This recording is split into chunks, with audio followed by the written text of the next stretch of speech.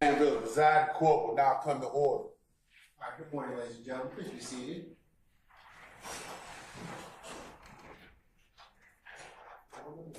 We're back on the record in the matter of the state of Georgia versus Khalif Adams et al. In 22 SC 183572. All right, Mr. Stillwell, Mr. Botson, Mr. Sharp, good morning, gentlemen. All right, Mr. Williams, Mr. Steele, Mr. Adams, good morning. All right, Mr. Kendrick and Mr. Weinstein, good morning.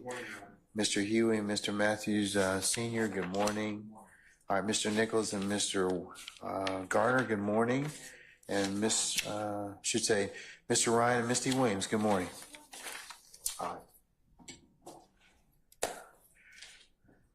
Okay, Mr. Smith, Mr. Brown, Mr. Atkins, Ms. Lowe, Ms. Hilton, good morning, councils. All right. Okay.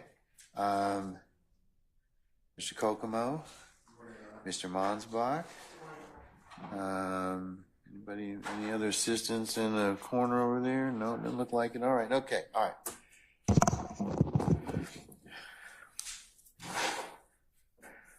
Officers and our jurors all present? Yeah. Okay, all right. Councils, you may have, before we actually came on the record, Miss Weaver, is my understanding, offered you all the opportunity to listen or to see the setup for Mr. Copeland. Mr. Copeland, from the court's observation, may have some hearing impaired issues. So when audio exhibits are played, he will be able to listen to what Ms. Weaver listens to, which is directly into the PA system, and he should be able to hear it. So does anybody have any issue with that, or anybody who hasn't had the opportunity to take a look at it thus far? It's a reasonable accommodation for somebody that has something that has hearing impaired. So anybody? All right. Hearing none. Anything else I need to take up before I call? Is Mr.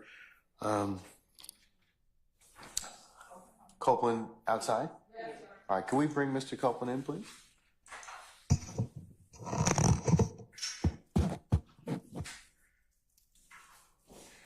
All right. Summon our jurors, please, sir.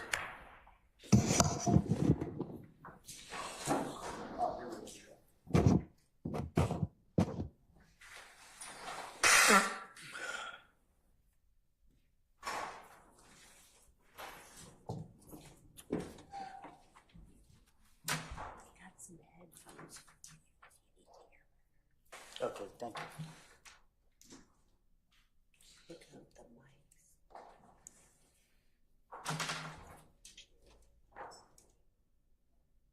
Just don't pull it because I'll put it into the house. Okay, We're sharing. just remind me.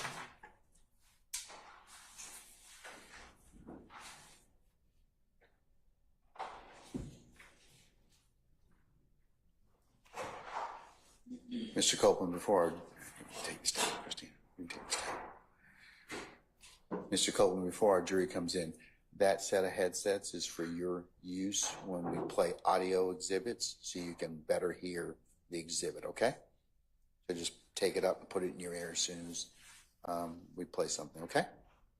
All right. Yes? All right.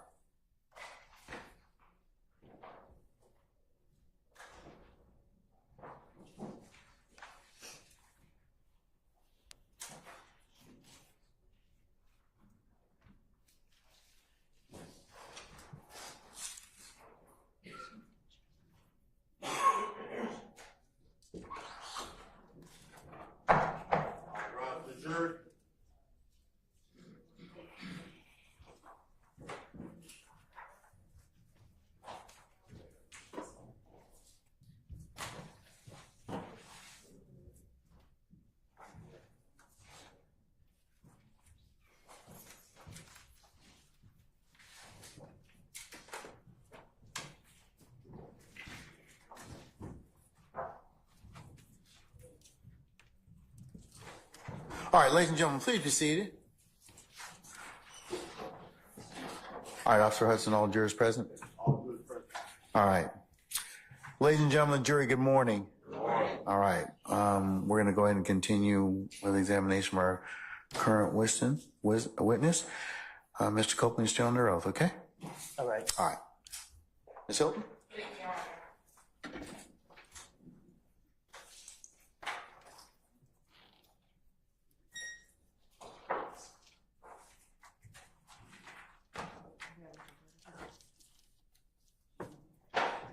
Good morning. Good morning. Good morning. Now, Mr. Copeland, I want to direct your attention to Saturday, January 10th, 2015, the night that Donovan Thomas was killed. Do you hear me? Yeah, I can hear you. All right. Do you remember that day, the night that Donovan Thomas got killed? No. Okay. Let me ask you this. Did you ever go to the police on either the night of or the early morning hours after Mr. Donovan Thomas got killed? Objection, asked and answered. All rules, sir. You can answer. Okay. Can you repeat the question? Yeah. In the early morning hours after Donovan Thomas got killed, did you go to the police? I think the police called me. Right. Did you go down to the police department after the police called you? I think. All right. I want you to go back to that day before Donovan Thomas got killed. And I want you to tell the jurors what you remember about the day that Donovan Thomas got killed.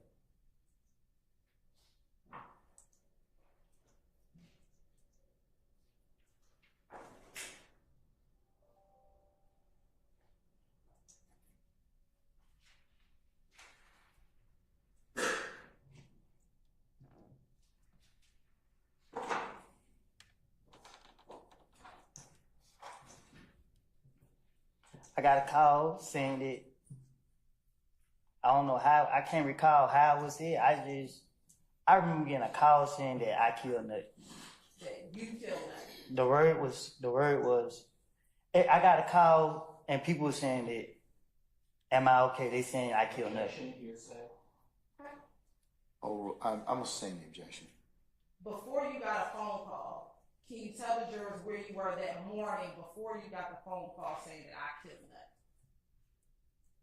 What you mean? Why was that morning? Where were you that day? Do you remember that day though? Were you at your girlfriend's house that morning? Oh, yeah. So tell the jurors what you remember about that entire day up until you got that phone call.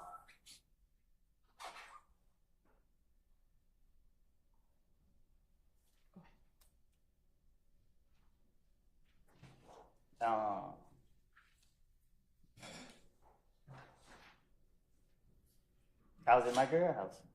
And what happened while you were at your girl's house? Nothing. All right. Did you ever leave? Let me ask you, what's your girlfriend's name? I'm single. Back in 2015, what was your girlfriend's name?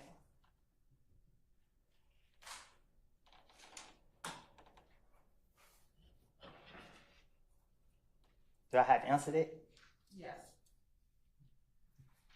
Deshaun? All right. So, what side of town was Deshaun living in back in 2015?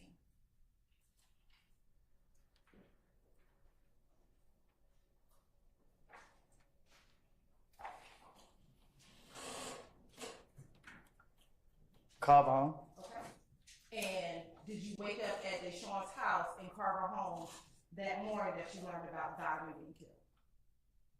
I was in the car when I found out he got killed. I said that morning. Before you found out when he got killed, we're going to talk about that morning. Were you at Deshaun's home? Yes. All right. When you were at her house, were you there by yourself?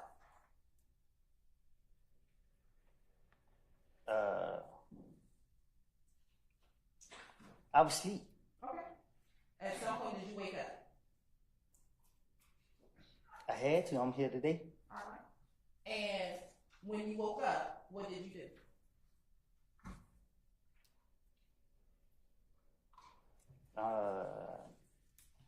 I came out the house, I guess. I went out that door. All right. Where did you go? To my neighborhood. When you say to your neighborhood, what do you mean? To my neighborhood. Is that Mechanicsville? Yes. Okay. How did you get to Mechanicsville? I think I drove. And did you have your own car? I was in my brother's car. All right. And back in 2015, where did your brother live? In the same place. Is that Carver Homes? I think so. Okay. And which brother lived in Carver Homes? My brother. Which one? What you mean? Which one? You have three, right? Yeah. Which of the three brothers live in Carver Homes?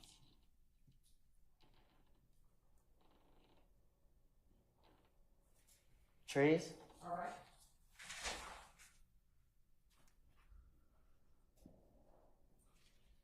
Do you remember what time you went over to Mechanicsville? No.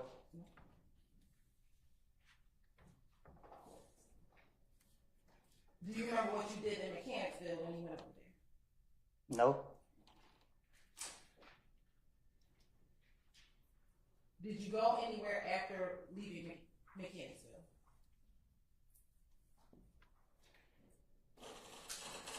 Object to the form of this question. I'll stay, Mr. Form. You can rephrase.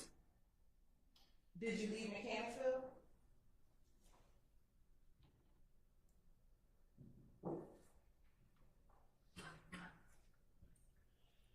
I think so. And when you left Mechanicsville, did you go anywhere?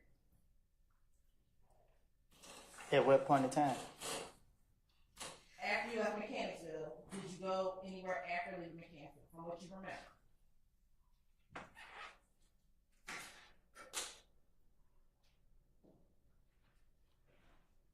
Yeah. Do you remember where you went? Pick the D up. Okay. And which little D are you talking about?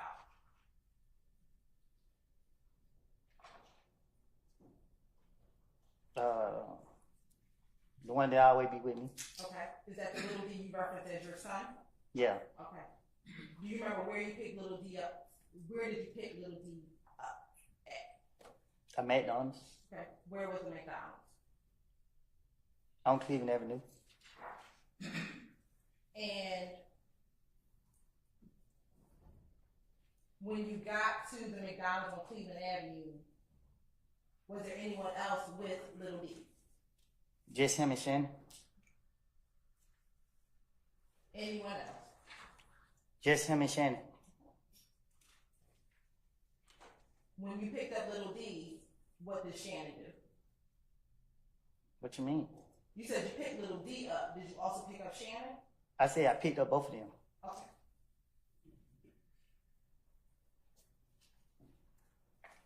And when you picked up both of them,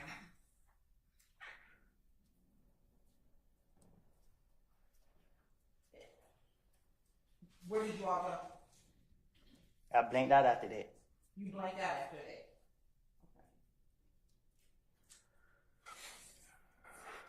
Why did you blank out? Because they were saying that I got phone calls saying that I did something.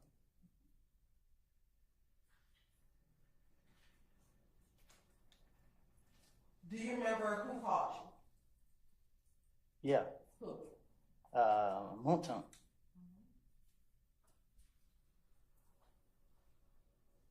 And do you recall how he called you? Did he call you on FaceTime? Did he call you on the phone? I just know he said, he asked me what I got going on, or if I heard what happened, or what I don't know what he said. I just know he said that, you know what I mean, people saying that I killed Nut, and he would call him. Now let me ask you this: did you kill that? Did you kill that? No. Now, when Moulton called you, was both Shannon and Little D in the car when Moulton called you? Huh? Was Shannon and Little D in the car when Moulton called you? I think so.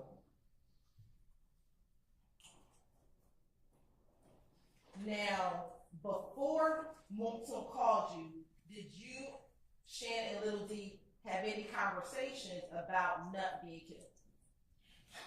No.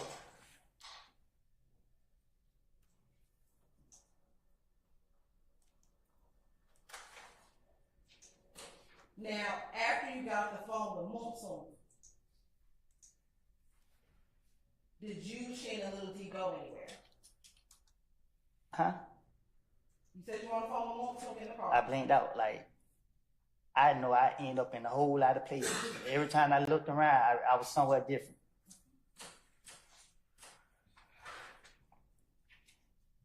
Later that evening, did you, as we talked earlier, go to the police department? No. The night that you learned about Nut's death, and Moulton called you, at some point, did you ever go to the police department? Oh, yeah. I'm sorry, you say asked and answered? Correct. All right, I'll sustain the objection. On the morning of January 11th, did you ever speak with police? Yeah, same question. Overruled, sir. Say that again. On the morning of January 11th, did you ever speak with police about Nut being killed? Yeah, the police called me. And did you go to the police department? Same objection. Overruled, sir. They called you, did you go to the police department, speak to the police? Yeah, I think. How did you get to the police department? I got dropped off. By who?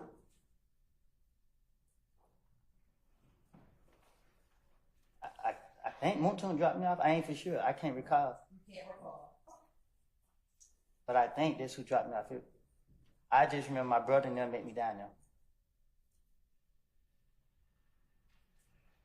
I think that night. Now, Mr. Copeland, today being June 13, 2024, prior to today, had you ever, I want to make sure I understand, told police that Little D and Shannon got into your vehicle? Objection to leading. I'll sustain the objection. Is today the first time that you told police or told anyone? Which day? Today, June 13th. Okay. Excuse me, let me strike that. Yesterday, did you tell me and my colleagues that Shannon and Little To leading.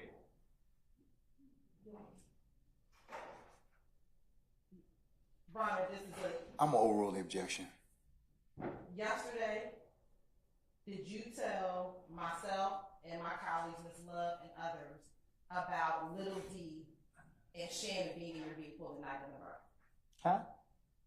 Yesterday, did you tell myself, Ms. Love, and a few of my other colleagues that Little D and Shannon were in the car with you the night of the murder of Diamond Thomas?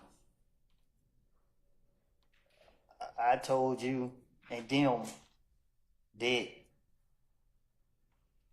what I told investigators in June, when Nut got killed, something different, because I was trying to finesse my way out of a situation.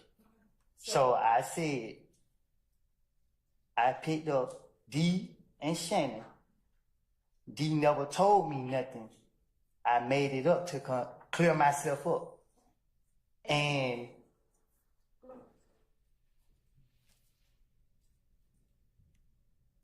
that's it.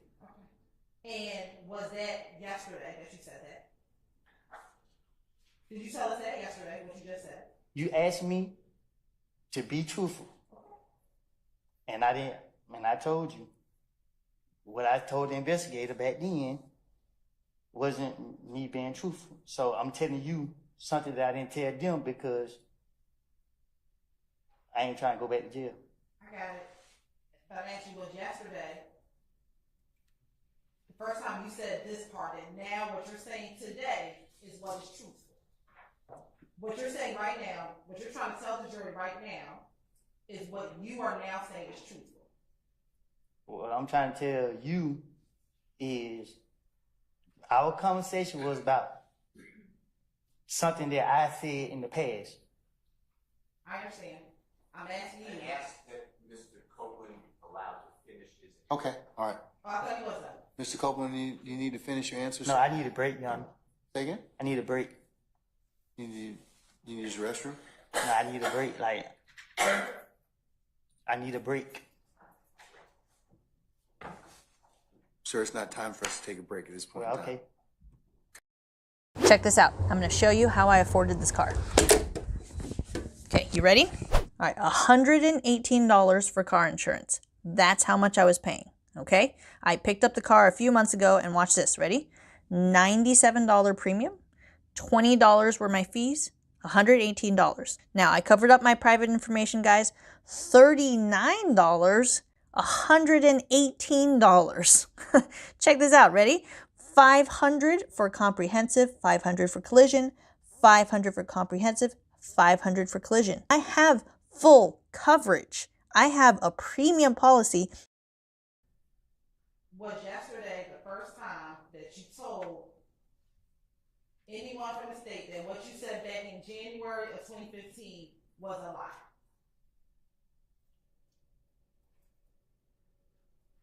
And that you were trying to finesse your way out of what you told them back in January of 2015? I told that to the investigators when they was questioning me at a certain point.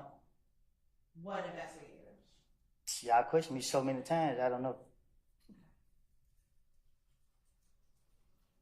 Back in 2015,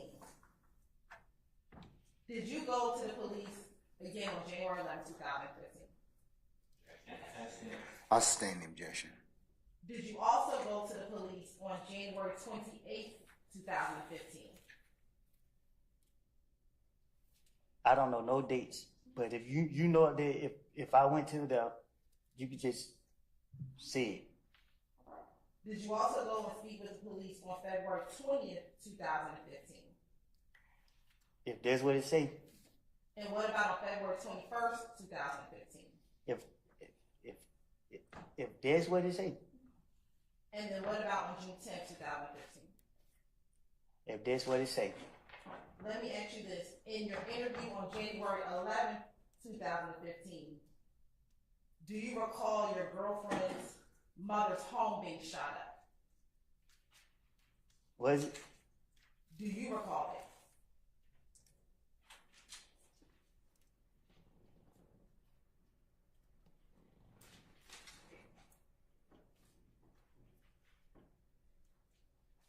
I'm asking, do you recall her mother's home being shot up that night after Nut was killed? I don't know if it was the same night or the next night.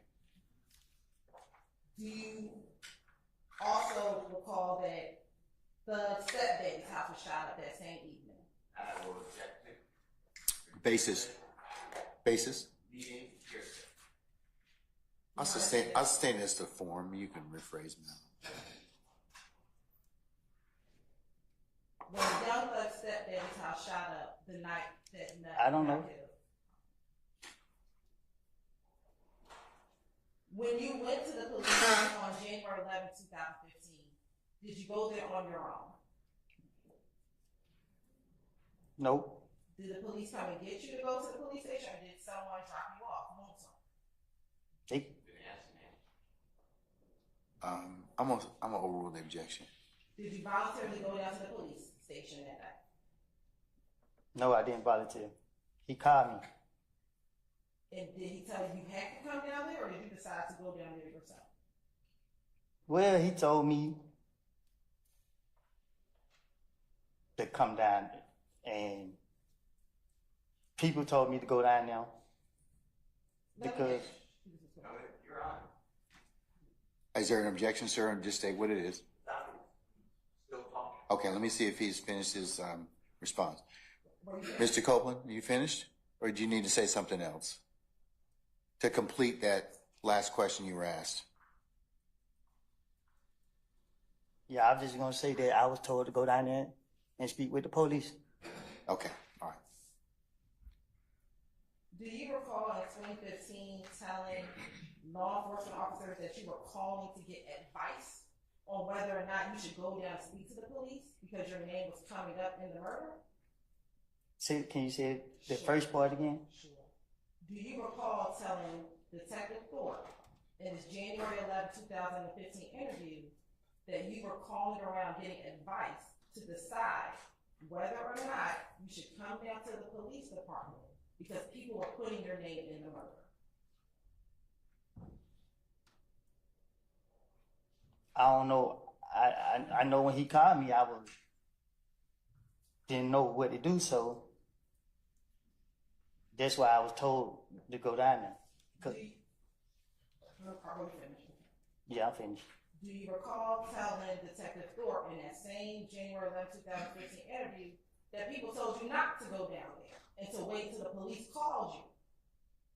But you wanted to come down so you could clear your name. You said, did I tell him that? Yes. I guess. In that January 11, 2015 interview, was Thug in that interview with you? Huh? When you went to go speak with Detective Thorpe on January 11, 2015, was Thug in that interview with you? Right. What you? Basis. Okay. Mr. Copeland, can you step outside for just a second? Ladies and gentlemen, jury, can I get you to step in your headquarters just for a minute, please?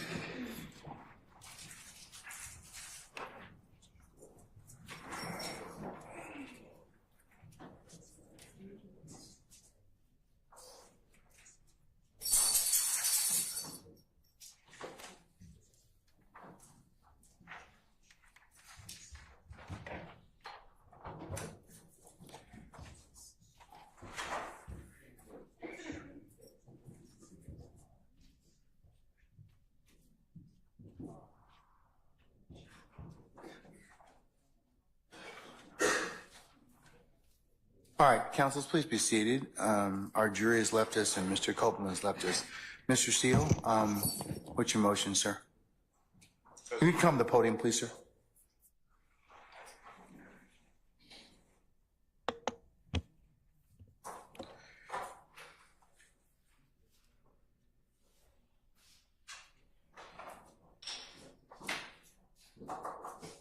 My motion is that there is a 24-4-403 comment on pre-arrest silence under ORR versus state.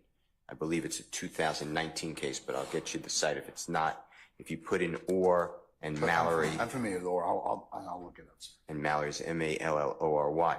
What the state did is they set up a series of questions, repeating the question that Mr. Copeland gets a call from a Detective Thorpe on January 11, 2015, morning hours, telling him, according to Mr. Copeland, that he needs to come down to the police department. Mr. Copeland is reaching out to people allegedly saying whether I come or not. He spoke with people who said go down to the police department. The state then, for some reason, immediately says, well, did Jeffery Williams come? That's after the state elicits, it's non-answered because the witness said he doesn't know, that Jeffery Williams' stepfather's house is supposedly shot up that night. When you put that together, it is a clear indication that Jeffery Williams should have, if he's involved since his stepfather's house is being shot up, then he's being accused and he should go down to the police and talk to them as well. There's no basis for that. The state knows that Jeffery Williams wasn't called by the police, wasn't asked to come down and speak. Why in the world would any prosecutor anywhere in this nation at any time ask a witness whether Jeffery Williams was there? Nobody would say he was there. Nobody asked him to come. All it does is plants improperly in the mind of the jury. Jeffery Williams was not bold like a lion, like Mr. Copeland, and go face the police that night. I'm moving for a minute. All right, sir. State? Yes, Your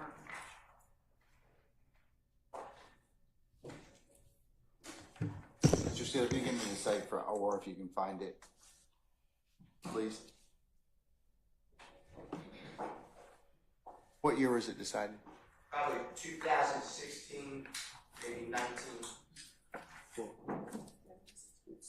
It's Orr versus State?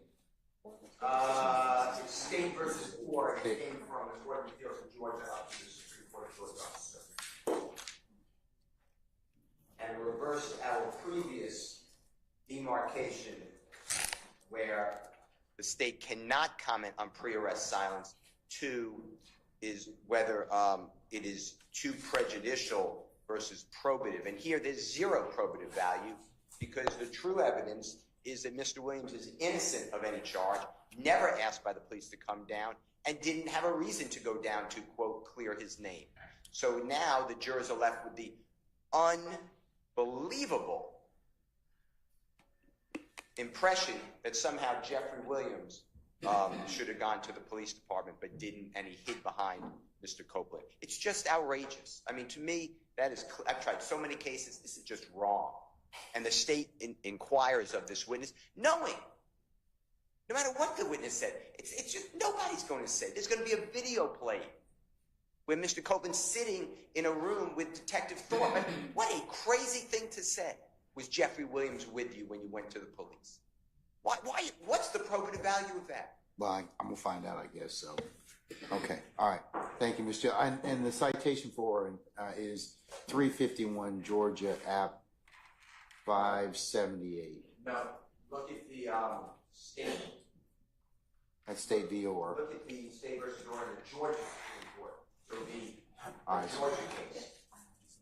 I think counselors already have it. So.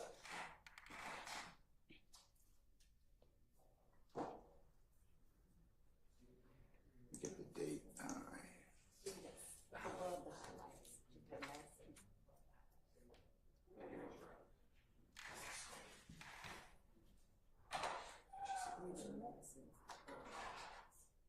Looks like it's going to be 305 Georgia 729. Does that sound right? What year?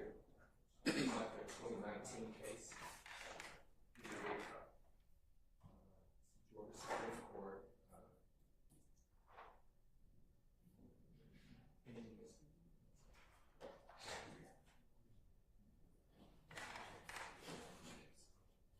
That's correct, Judge. 305 Georgia 729. Is that correct?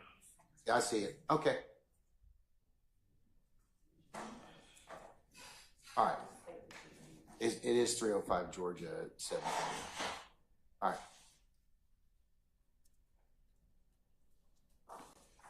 Okay, first question is what's the relevance of asking Mr. Copeland about Mr. Williams? Sure. Mr. Copeland is now stating to this jury for the first time a version of facts very different than what he told police on January 10th, 2015. On January 10th, 2015, and the state will be going into this, Mr. Copeland advised police, specifically I want to talk about what happened on Cleveland Avenue.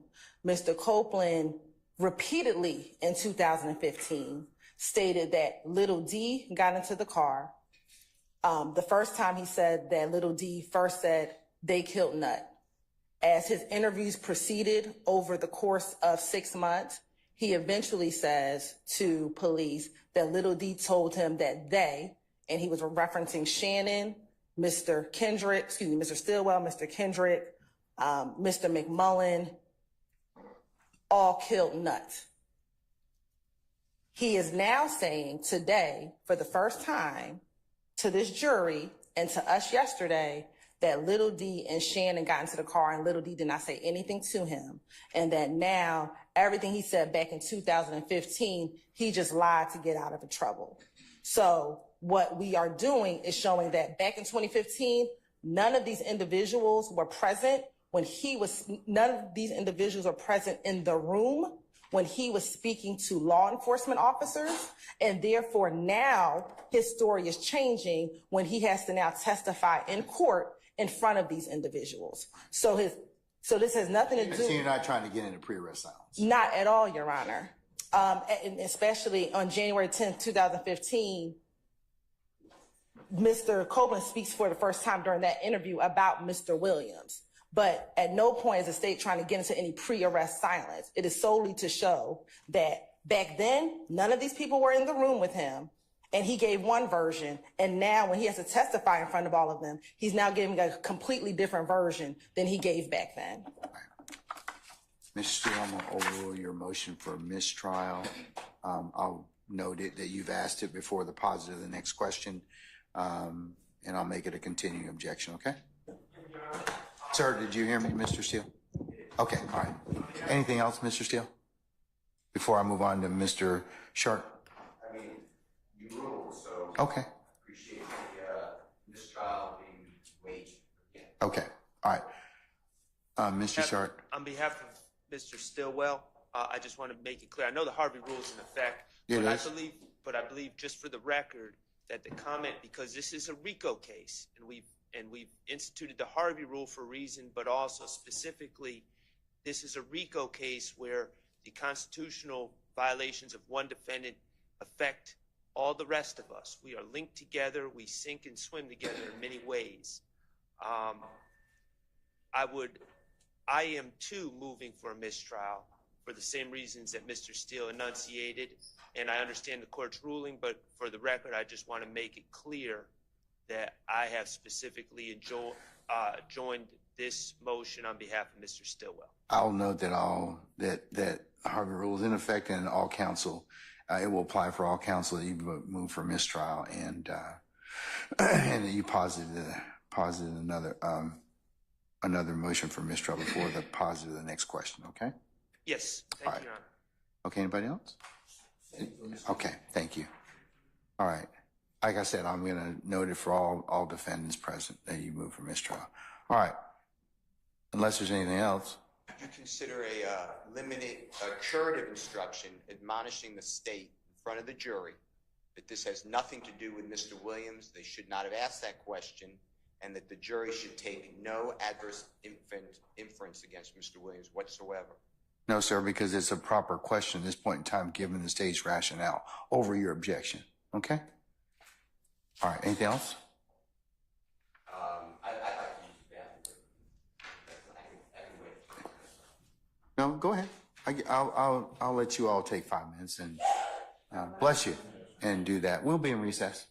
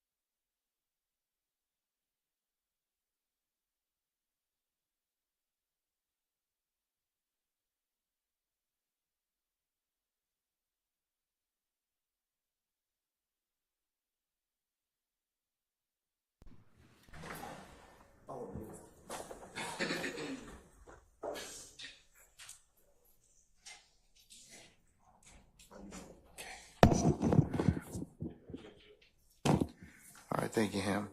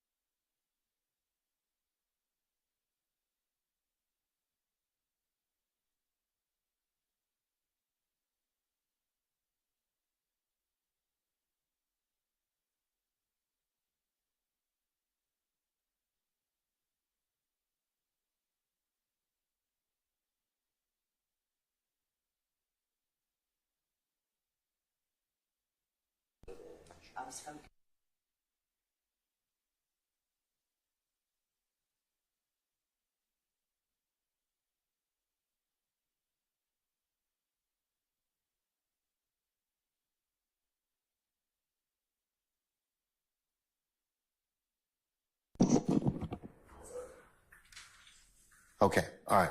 Can we bring Mr. Copeland back in, please? Your Honor, can I make just one quick statement as he's coming in? Okay. I just want to add also for the court to consider, you know, when the state makes this argument that persuaded the court that it was okay, it presumes bad character on Mr. Williams and the others. It's, well, he never said that until he's in the courtroom. And the state does that a lot in this case. It's impeachment. Every time.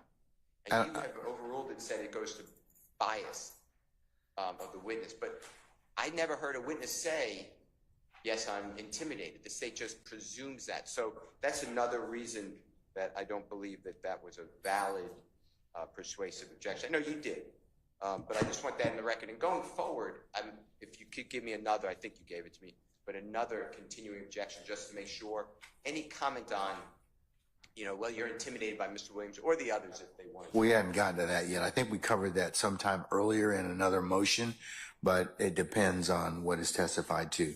And I'll have to take that on a case-by-case basis. I'm objecting to it now if that's where the state's going. And their question. Oh, you'll need, I can't give you a continuing objection about that. I need to hear it first, okay? Right. So, all right. But to that question, I'm saying, you know, well, have you ever, I assume they're going to follow up with, have you ever testified in front of these gentlemen before? Something to that effect. And by saying these gentlemen, Mr. Williams and other people. I don't know whether or not they are, but let me find out. Does the state have anything they wish to add to Mr. Steele's comment or assertion? I mean, we'll definitely explore the fact that his testimony is changing now in the presence of these individuals versus when he was not in their presence. We will explore that because I think that that is a ripe area for the state to go into because he is now changing his testimony. All right. I'll note Mr. Steele's objection, okay, and make it continuing, depending upon how foundation you'll lay, Ms. Hilton, okay? All right. Let's bring Mr. Copeland back in, please. Summon our jurors.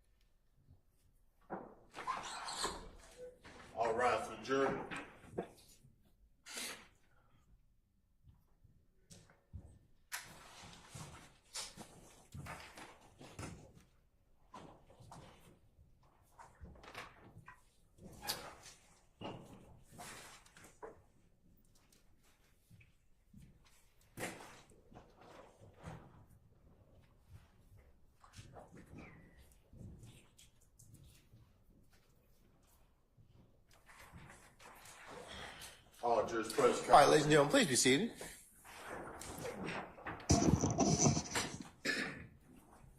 All right, Ms. Hilton, you may continue when ready.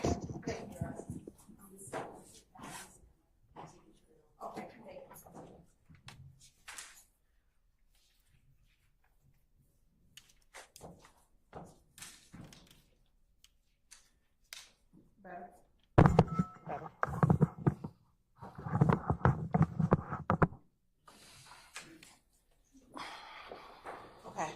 Ms. Cobb, when I left off, was Thug in the room with you when you spoke with Investigator Thorpe? No, Was Yak in the room with you when you spoke with Investigator Thorpe? no, Was Shannon in the room with you when you spoke with Investigator I Thorpe? was by myself. Basis. Violates Overruled, sir. protections. I also have a motion I need to make. I'll note your motion. You can make it at our first break, okay? All right, thank you, sir. All right. And was Clay in a room with you? I was by myself. Say again, Mr. Matthews? Same objection. What objection? Okay, you have a motion. All right, okay. First break. And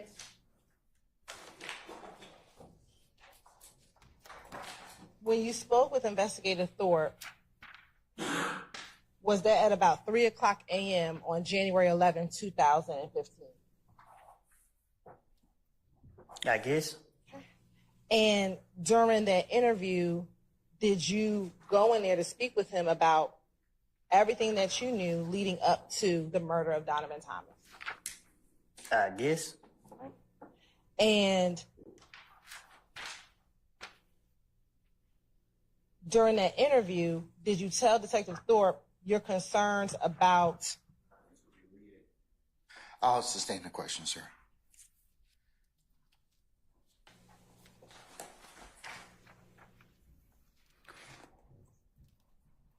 During the interview, were you able to give Mr.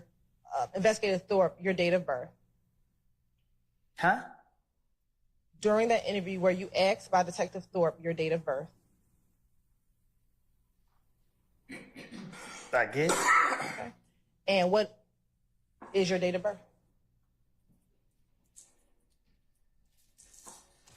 July 25th, 91. Okay. And during that interview, were you asked to give your middle name? I guess. Okay. And what is that? Xavier. Okay. And during the course of that interview, were you informed by Detective Thorpe his reasoning of wanting to speak with you? Huh? Did Detective Thorpe tell you why he wanted to speak with you? He really like laughing and joking. Okay. But did he tell you that he wanted to speak with you? I'll sustain the question. Did he tell you why he wanted to speak with you? Yeah. Overruled, sir. And did he ask you to tell him everything that you knew about the murder? I guess. All right. Who is Kel? Who? Who is Kel? Be more specific. Okay. Do you know someone by the name of Kel? I know a lot of people named Kel. Do you know someone who goes by the name of Shell Kel? I don't know him, but I know who you're talking about. Okay. And back in 2015, did you and Shell Cal have any issues? If he's still here, then now. Back in 2015, did you tell Detective Thorpe that you and Shell Cal had some issues? I guess. Okay. And is Shell Cal related to Nut? I guess. Do you recall in this interview telling Detective Thorpe that Shell Cal is Nut's brother? I guess. And that specifically that Shell Cal is Nut's little brother? I guess. Do you guess or do you know? I don't recall what was said in the interview. All right. And during that interview, did you speak with Detective Thorpe about how your issues with Shell Cal began? I guess. When you say you guess, do you recall or no? I'm saying, Hold on. What's the basis of your objection, Mr. Sharp? Well, so what's your objection, sir? Yeah. You're fine. I'm going to sustain it on other grounds. When you say you guess, what do you mean? you asking me so clearly, I must have did.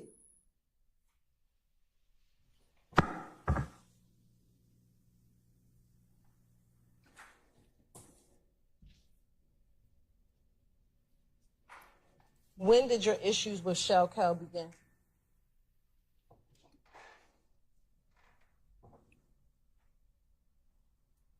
I don't know. I don't. Did you tell Detective Thorpe that your issues with Shell Cal began maybe about 4 months prior to the death of Donovan Thomas? I guess. When you say you guess, what do you mean? I mean, I guess I said it, I guess. Do you know if your problems with Shell Cal began 4 months prior to the death of Donovan Thomas? If I had a problem with Shell Kill, I'm gonna leave it at that. Okay, and I'm asking you, when did those problems begin? Say it again. When did those problems begin with you and Shell Cal?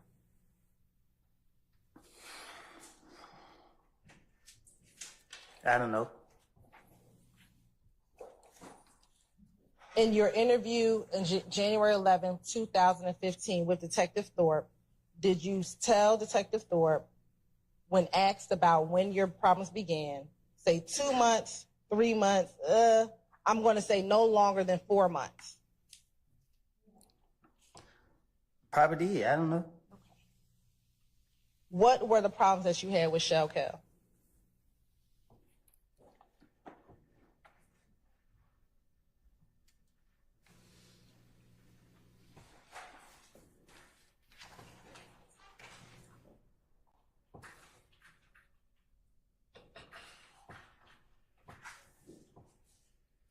A misunderstanding. What was the misunderstanding? I don't know. Okay. Did you and him get into a fight at Club Crucial on the Monday before Donovan Thomas' death? No. You're saying you did not get into a fight with him that Monday? I did not get into a fight with them. They put their hands on me. Okay. What happened when they put their hands on you?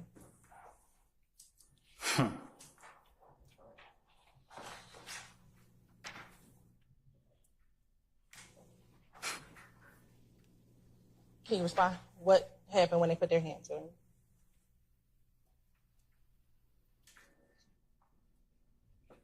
They ran out the club. Who is they? I don't know. Did you tell Detective Thorpe about what happened between you and Shell Cal the Monday before Donovan Thomas was killed? I guess. When you say you guess, do you know if you told him about what happened that Monday?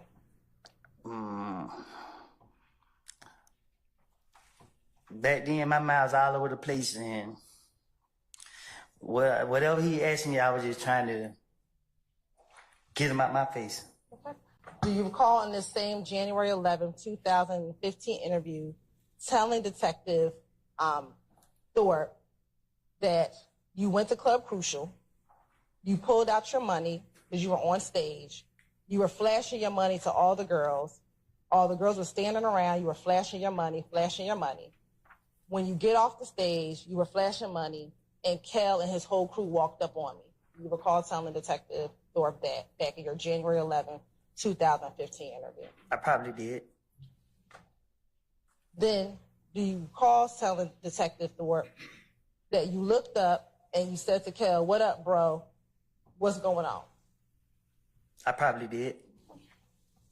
And that Cal didn't say anything, so he just said, "Hey, what's up?" You asked him, "What's up, bro?" And then he began asking you about Thug. Do you recall telling Detective Thorpe that? I probably did. And I need to know, is that a yes or a no? Did you tell him Did you not tell him or do you not recall? Answer the question, Your Honor. I object to follow the question. Your Honor, he's saying he probably did. I'm asking yes, Oh, no. I'm going to overrule the objection, Mr. Steele. Did you say it? Did you not say it, or you don't recall saying it? I said something to him, so if that's what he said I said, then I'm asking, what do you remember? Do you remember telling? Hold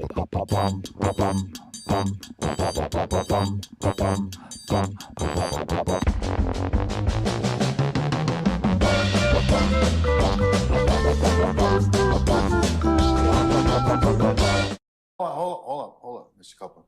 You have an objection, sir? I'm going to object. Basis. Giving limited options for the witness to answer. Overrule, sir.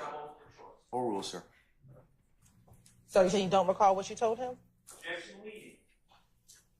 He's answered your. I'm gonna overrule the objection, Mr. Sharp. can you say it again? Sure. Did you tell Detective Thorpe that Kel wanted to speak with Thug at the club on that Monday before Nut passed away? I said they have asked me questions about this so many different times. I have told them different things every time. I cannot tell you what, for 100% facts exactly what I have told him. So do you not recall what you told him? I said, I guess if he's. I sustain the objection. Do you remember what you told Detective Thorpe about whether or not you told him? I sustain the objection.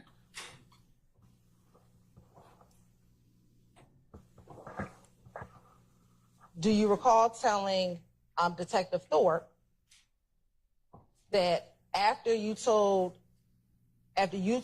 Kel that Thug was in the club, Kel began to... You have an objection, sir? I'm gonna overrule the objection, sir. Kel took his necklace and put it inside of his shirt. Huh?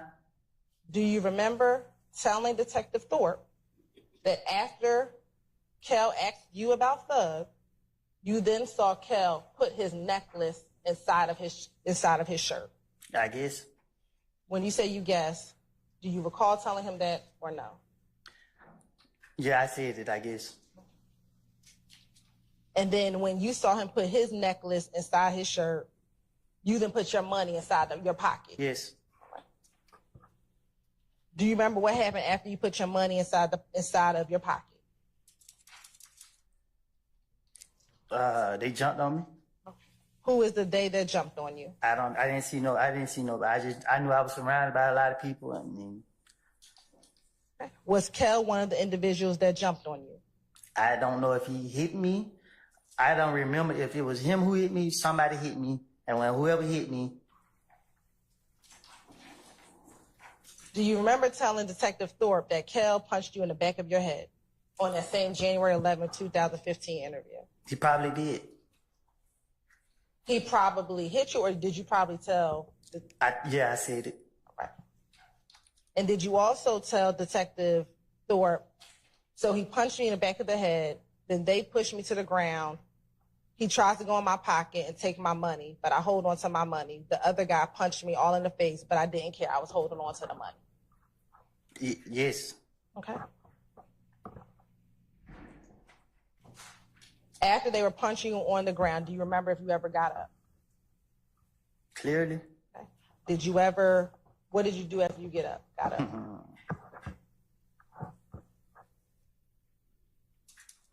You laughed. What do you remember about after you got up? I had a knot on my face. Okay. And then what happened? I was real mad. All right. And then what happened? Somebody was going to pay for their knot. Okay. So then what happened?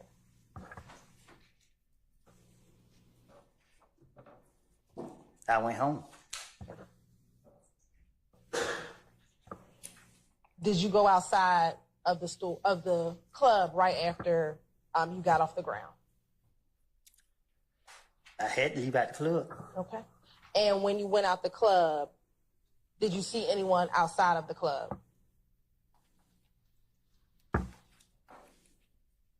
If that's what they said. I'm asking you, what do you remember? I guess. Okay. Do you recall telling Detective Thorpe in his January 11th interview that when you got out of the club, Bloody J was outside of the club? I guess. You guess that you told him? Yes. All right. And when you got out of the club, what, if anything, happened to Bloody J?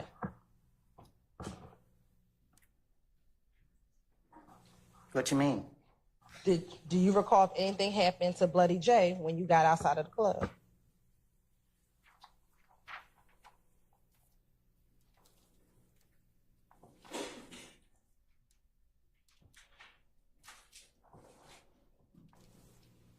You can't remind me? Do you remember, yes or no? No. Okay. Do you recall telling Detective Thorpe that when you got outside of Bloody J, when you got outside the club, that two of your buddies went and beat up Bloody J? I guess. Okay. What two buddies beat up Bloody J?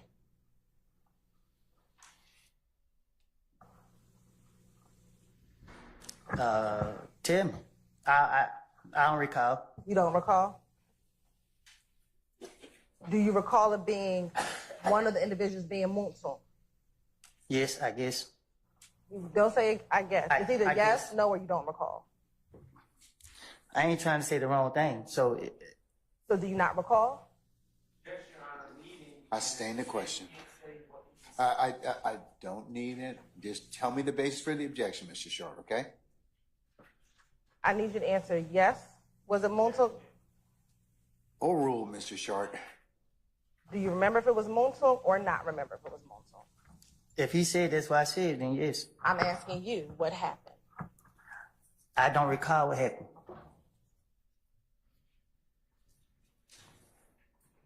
I was mad. I had a knot on my head.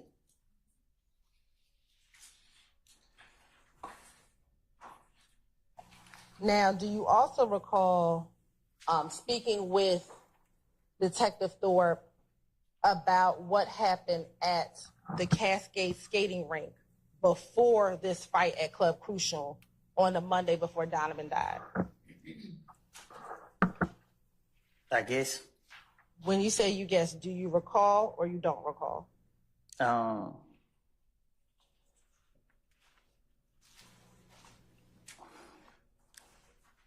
Yeah. Okay. Tell the jury what happened at the Cascade skating rink before this fight at Club Crucial. What happened at Cascade? Yes. And nothing happened at the skating rink? Yes. Nothing. Do you recall speaking with Kel at the skating rink? That's what I told Detective Thorpe. I'm asking you, what do you remember?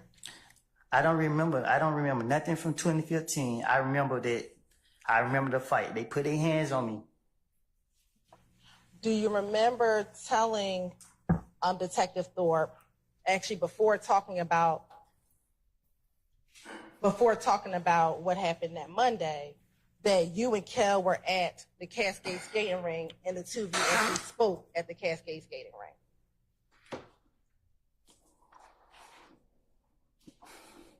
When I was talking to Detective Thorpe, I can't recall what I told him because I was just telling him anything. Okay. Do you recall telling Detective Thorpe that at the Cascade skating ring, you wanted to speak with Kel and you said to Kel, hey, let me holler at you? Not if you put no knot on my head. This is before he put the knot on your head. Objection to the proper question. I'll ask a better question. I stand the question, sir. Do you recall speaking to Kel before he put the knot on your head at Cascade skating ring? I guess. I need to know, yes, you remember, no, you don't remember, or you don't remember. If you saying this what I told Thorpe, then this what I probably told him. Do you remember speaking to Kel, period, at Cascade skating ring? We ain't no speak. We wasn't on speaking term. Do you remember telling Detective Thorpe that at the Cascade skating ring, you and Kel were standing right there and y'all talked about everything that you had against each other? If I was somewhere around Shell Kill, I don't think we would be talking. Did you also tell Detective Thorpe that as we talked, we like said it was over? So it was like, we're over, we ain't beefing no more. Do you recall telling Detective Thorpe about that conversation you had with Shell Cal? I guess. I guess it's not responsive. Do you recall or not recall telling Detective Thorpe that? I told Detective Thorpe whatever he said, I told him.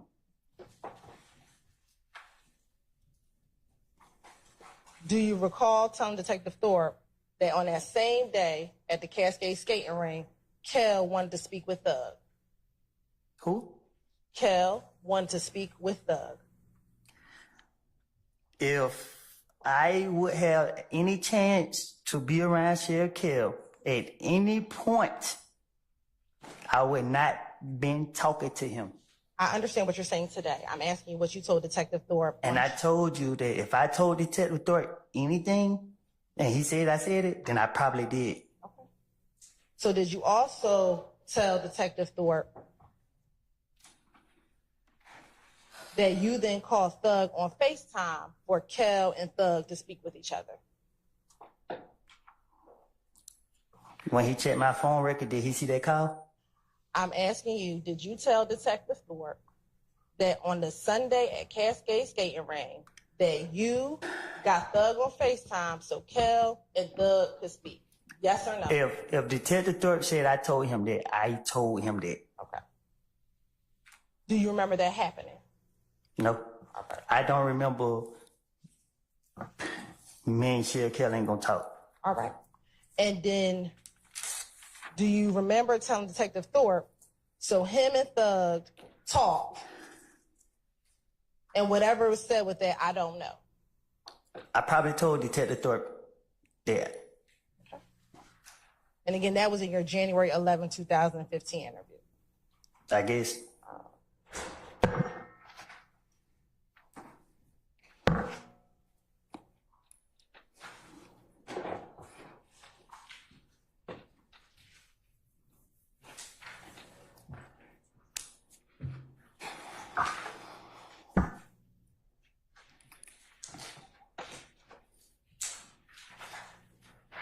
Now, did you also tell Detective Thorpe about a shooting that occurred at a gambling house in Lakewood?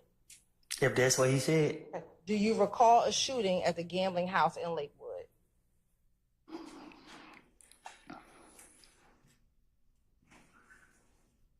Do you recall a shooting at a gambling house in Lakewood? No, You do not? I don't. Do you recall telling Detective Thorpe in that same January 11, 2015 interview that there was a shooting over in Lakewood and that it was Kel and he was standing on top of a roof and shooting inside? I probably did. I need to know, do you remember telling him that or you don't remember telling him that? When Detective Thorpe questioned me about what happened, I thought I was in there about 5 minutes. I thought I walked in and walked back out. So I don't know what I don't told him. I can't remember what I don't told him. So you say you don't remember telling him about what happened at? But if he said that I told him that, I'm telling you right now, I told him that.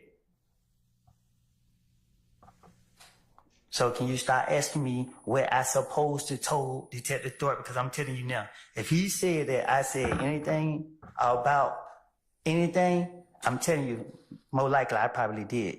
Great. Well, I want to ask you about all the things that you talked to Detective Thorpe about.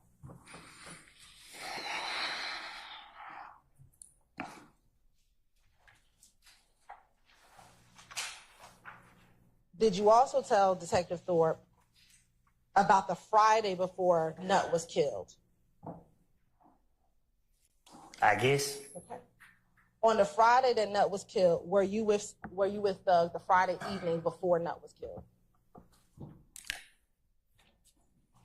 No, you just said it earlier. Was I at the house? I said yes. I'm talking about the Friday evening before Nut was killed.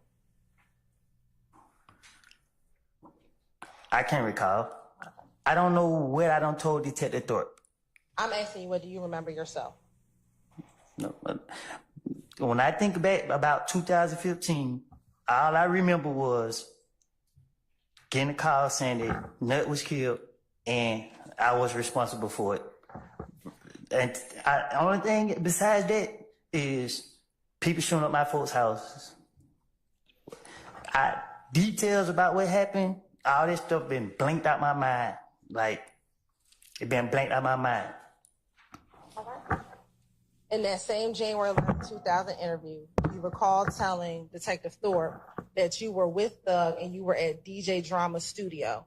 I probably did. Do you remember telling him or you don't recall telling him? I need to have it. If Detective Thorpe said I said it, I said it.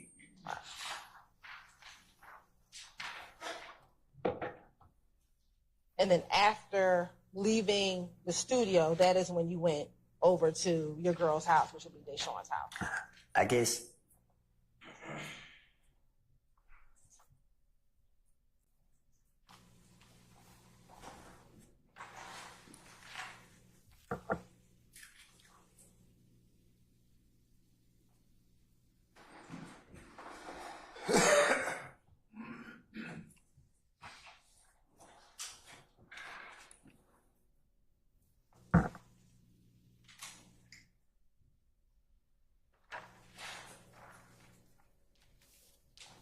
Now, earlier I asked you about what time you left Deshaun's home to go to your brother's house. Do you recall telling Detective Thorpe that you left Deshaun's home around 5:00 p.m.?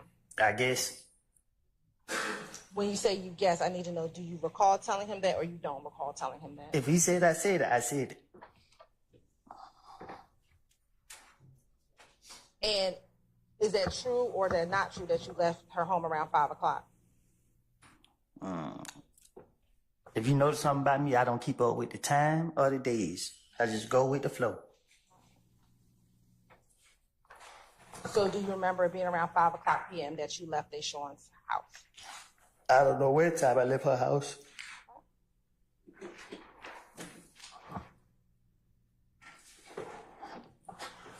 When you went to Mechanicsville, do you remember seeing anyone in Mechanicsville? What you mean? You said earlier that on the night before Nutt's murder, on the day of, you left Deshaun's house and you went to Mechanicsville. Do you remember seeing anyone when you went to Mechanicsville?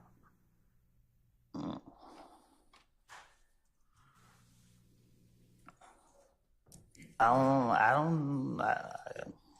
don't remember if I seen anyone. Okay. Do you remember telling Detective Thorpe that you went to the green store? I guess. I need to know, do you remember telling him or you don't remember telling him? Or was that a lie? Faces.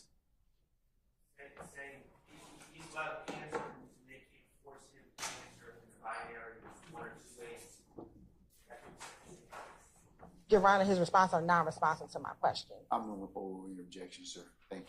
So do you remember telling him? You don't remember telling him? Do I remember telling him what? That you went to the green store. I probably did. When you say you probably, I didn't know yes, no, or I don't recall.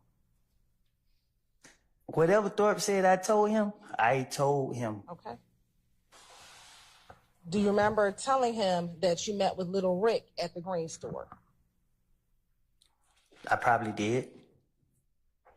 Yes, no, I don't recall. You want me to? Yes, sir, you may. Yes, no, I don't recall. If Thorpe said I said it, I said it. Do you recall telling Detective Thorpe that while you were at the green store, you called Little D? I guess. Did you tell him? Did you not tell him, or you don't recall telling him that? If Thorpe said I said it, I said it. Do you recall telling him that he told you he was on Cleveland Avenue? I guess. Yes, no, or I don't recall. If Thorpe said I said it, I said it.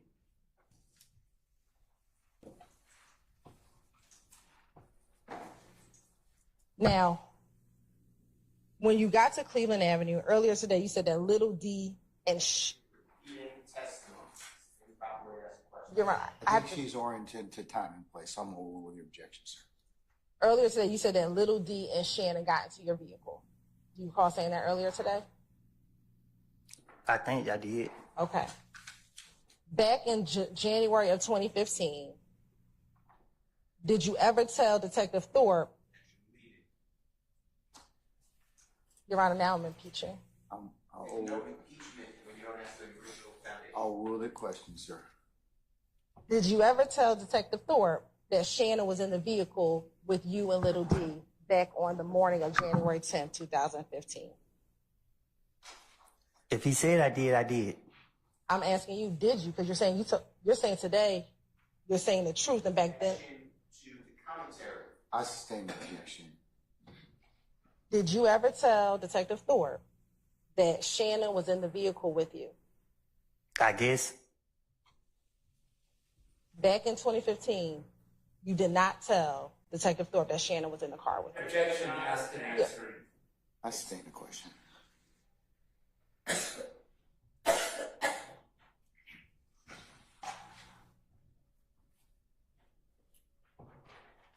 In 2015, did you tell Detective Thorpe that only Little D got into the car with you? I guess. Did you say that to Detective Thorpe? If he said I did.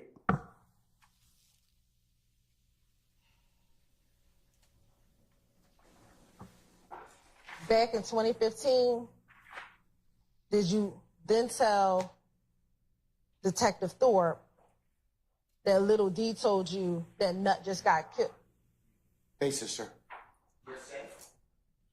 Your Honor, do we address this? I'm over with the objection, sir. Confrontation clause as well. Your Honor, we... Overruled, sir. Today, you said that you and Little D never talked about the murder, correct?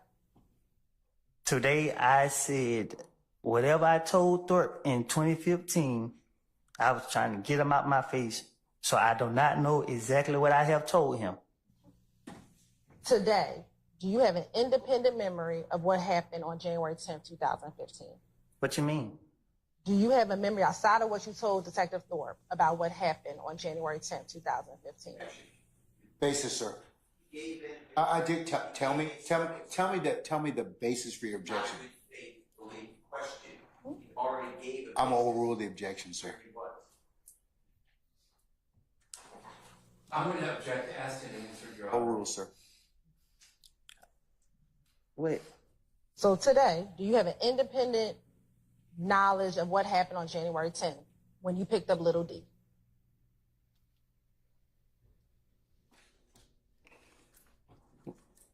Can you say that one more time? Sure.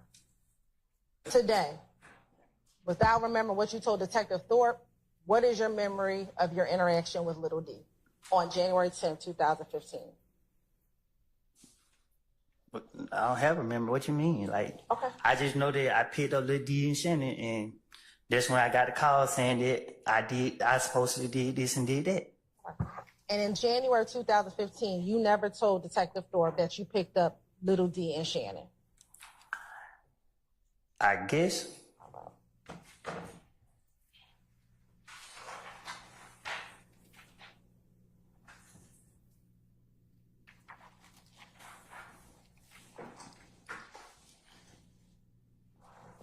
Earlier, I asked you if Moonsook FaceTimed you. And did you say you did not recall if Moonsook FaceTimed you? I know he called me. I don't know if it was FaceTime regular. All I know was I remember what came out of his mouth. Okay. And in 2015, in January of 2015, you told Detective Thorpe that he FaceTimed you. I guess.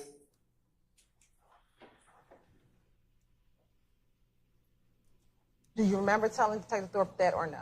Objection asked and answered. Yeah, that's non-responsive. I guess it's non-responsive. I'm over your objection, sir. You can answer the question, sir. I need to know if you remember or if you do not remember. If he said I said it, then I said it. Do you remember telling Detective Thorpe that? Overruled, sir. That's not. Do you remember telling Detective Thorpe that he FaceTimed you? I guess. I guess it's non-responsive. Well,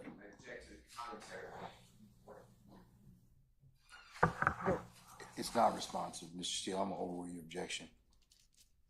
Do you recall? I don't know what I told detective. I don't remember what I told detective.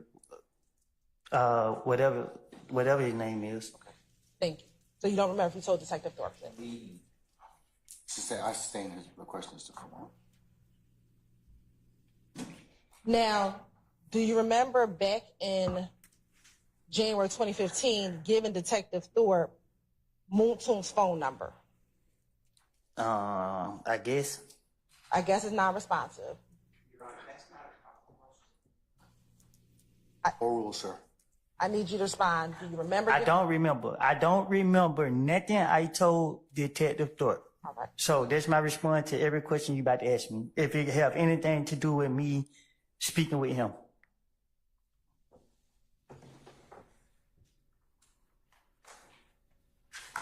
It wasn't in my right state of mind. I don't have a clue. Okay. Well, you have to bear with him. I have to ask you the question specifically. You just Okay, say, you I can don't ask. remember. I just said. Mr. Steele, overruled. Do you remember today what Moontoon's number was back then? Back then when? Back in 2015. No, I better know my phone number now. All right. Do you remember giving him the number 404-662-8935? I guess. I need to know, do you remember or you do not remember? Yeah, I did.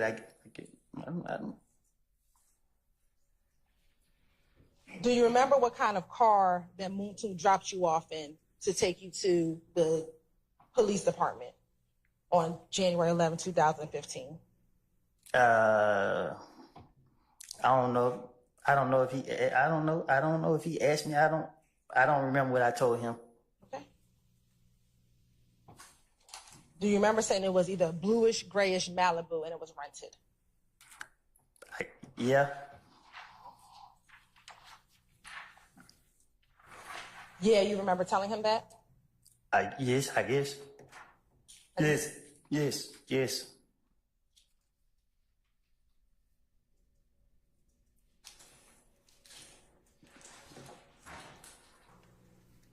Earlier today, you said that you went down there because the police called you. Do you remember saying that? You're repeating previous testimony. Overruled, sir. Do you remember saying that earlier today? That's the only way I went down now. Okay. Do you remember telling Detective Thorpe, I was asking everybody, should I go down there, bro? Because I didn't do it. I didn't do it. You can look at my phone records, but I didn't do it. Yes. All right. Yes, you remember telling him that? If he said I said it, yes, I said it. I need to know if you remember telling him that. Yes. I don't know why there's further questions. I'm going to overrule the objection, Mr. Sharp.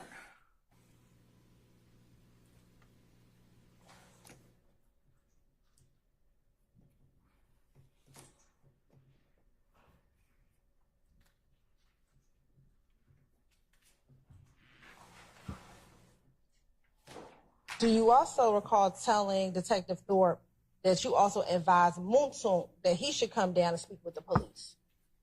Yes.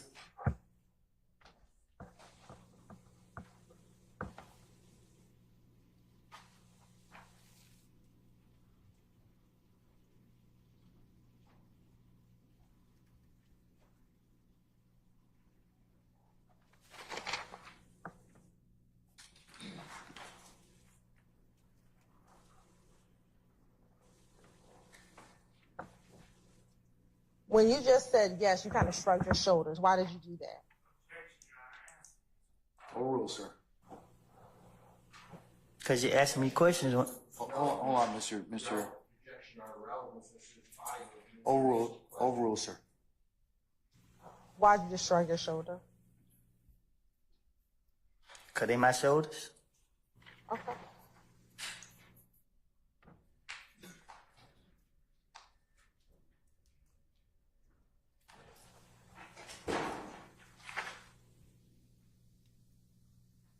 Was Kel the only person that you had problems with back in 2015? Objection, Your Honor, paid. I'll stand this before. Let me ask you, did you have any issues with Nut in 2015?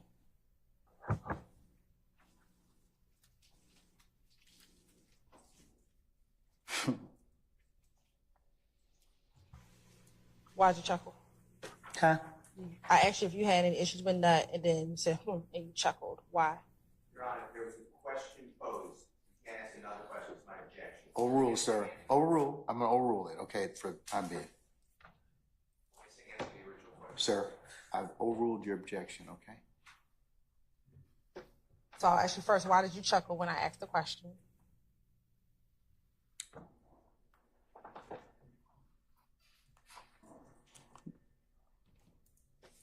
I don't know. Okay. So did you have an issue with Nut back in 2015? I don't think I did. All right. And did you tell the police that the only person you had a problem with was Kel? Yes.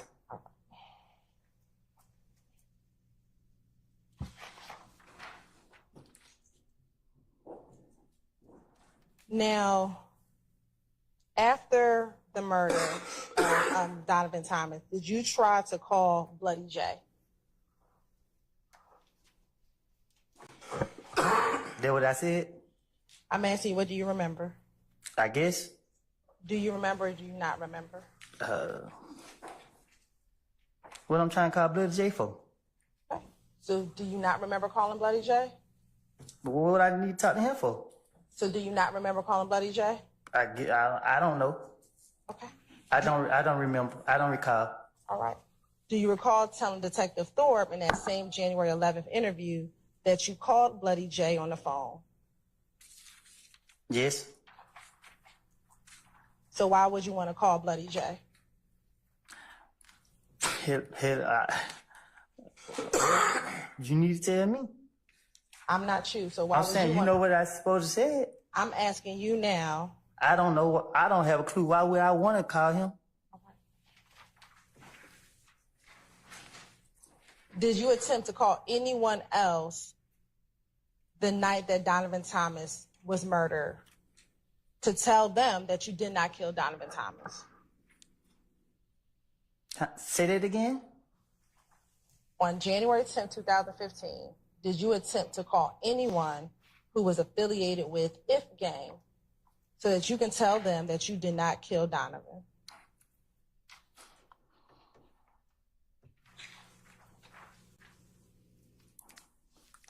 I ain't doing no calling nobody.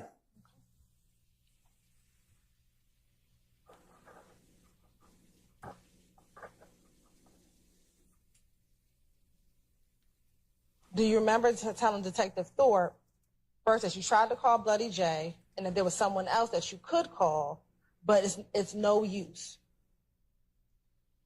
Yes.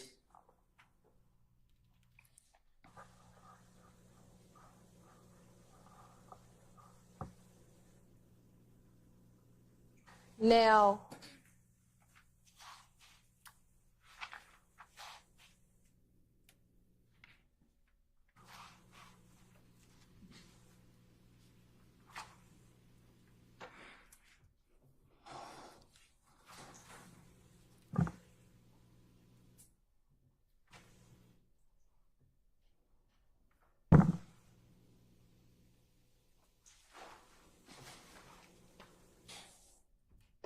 course indulgence for one moment.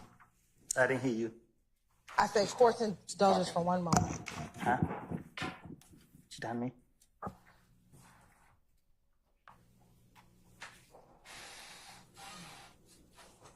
Do you recall Detective Thorpe asking you about an Infinity car on January 11, 2015? I guess. Do you remember him asking you, or you don't remember he asked you? When this is what I remember from talking to Detective Thorpe. I walked in the homicide building. He said, dang, man, I still got a bite on the street. You came in here? I don't think he did it. That's how they went to me.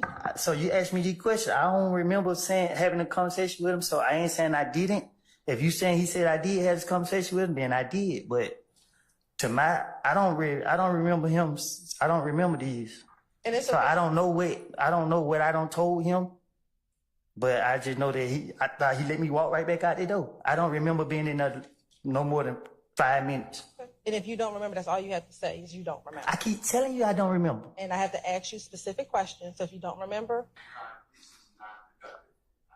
Mr. Steele, I need to see an objection, not commentary, okay? So, no, that's not, that's. Doesn't instruct the witness in front of the jury. I object. I'm overly objection, sir. Prosecutor just said, I need you to say you don't recall. Oh, well. Yeah.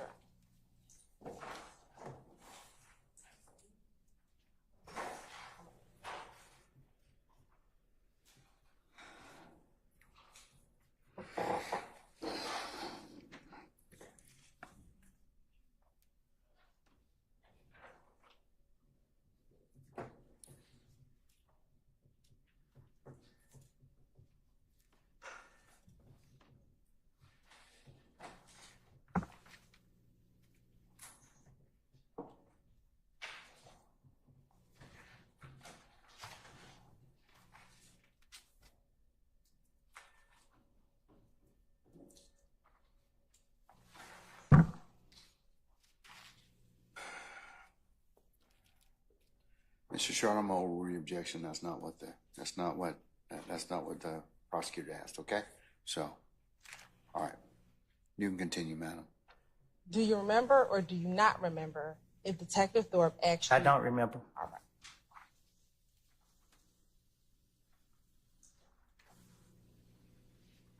Do you remember Detective Thorpe asking you if you've ever been stopped in an Infinity before? Can you say it again? Sure. Do you remember Detective Thorpe asking you if you had ever been stopped in an Infinity before? Your Honor, Sure. can we be oriented to the date of this meeting? Sure. We're talking about the same January 11, 2015 interview. I don't know what whatever you told me to say, I don't know.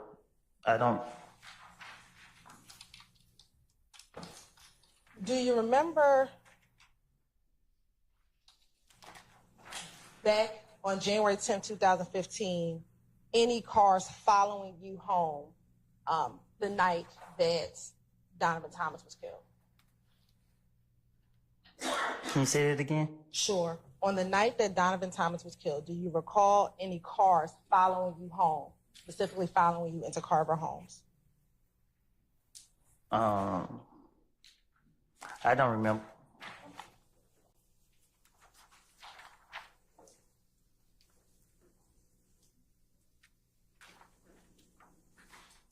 Do you remember telling Detective Thorpe that you were heading into Carver Home and you saw a little red Camaro following you inside of the apartment complex?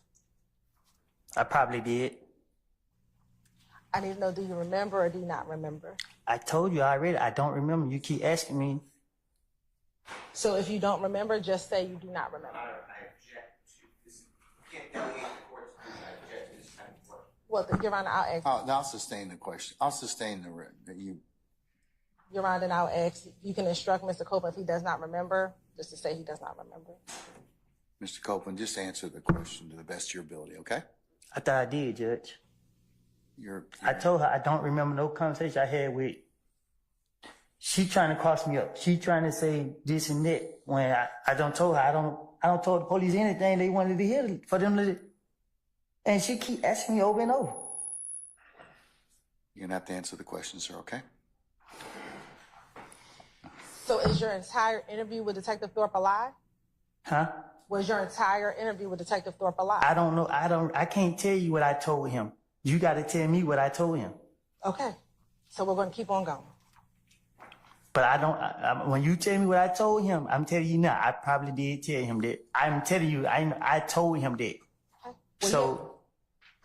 But you have to tell me which ones are lies and which ones.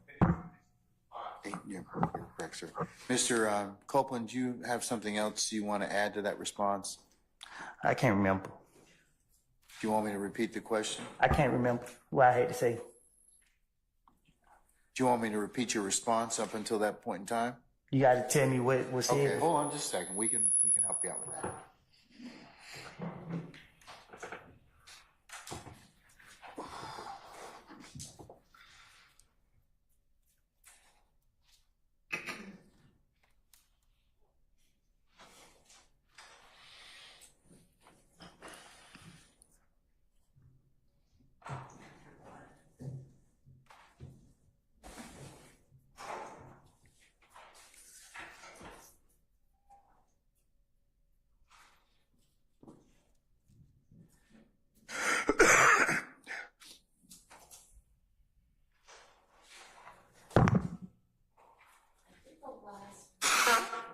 I'm sorry.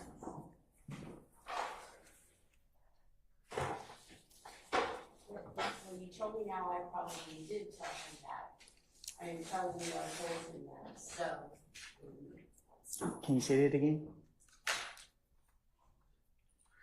She said, was your entire interview with Thorpe a lie? He said, I can't tell you what I told him. You gotta tell me what I told him. Right. And so we'll keep going. He's weighing.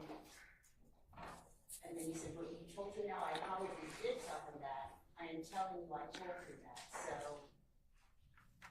And then the sentence said, but you have to tell me which ones are lies. And then they interrupted, so. So how I supposed to tell you which one is a lie if I don't know, if I can't remember what I told him? I can't say this is a lie and then you try to say, well, you said this right here. I don't know. I don't know what I told him.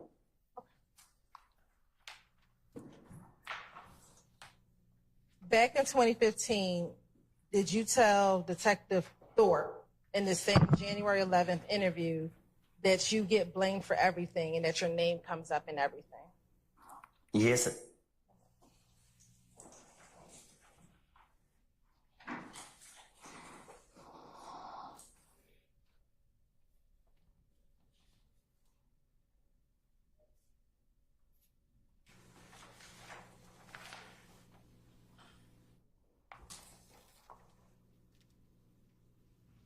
Back in January of 2015, did they shoot at your at Deshaun's mother's home the night of the murder?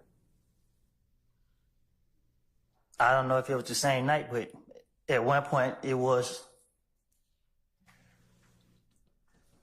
And did that shooting prompt you to go speak with Detective Thorpe on the morning of January 11th, 2015? They called me.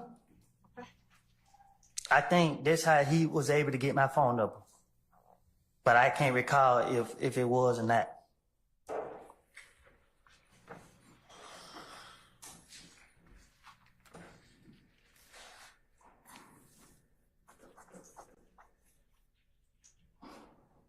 Were you scared because they were shooting up your family's house back on January 10th, 2015?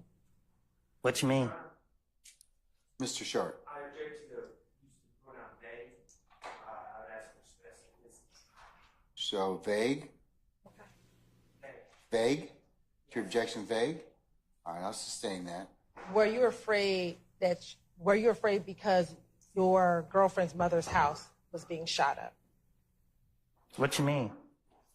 Were you afraid because people in your family's homes were being shot up on that back in January 2015? Were you afraid because people's homes were being shot up? You asking me, was I afraid, or what did I tell the police I was afraid? I'm asking you now, were you afraid?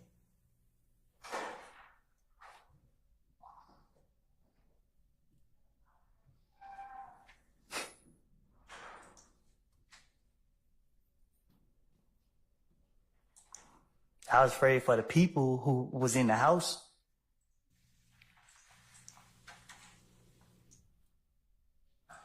And do you know who all was in the house? You shook your head. Is that a no for the record? No. Okay. I don't remember who was in the house.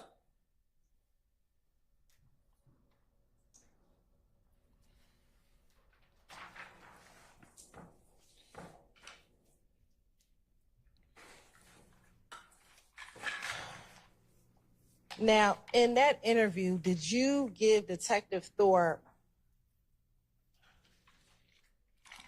the reason why you thought Kel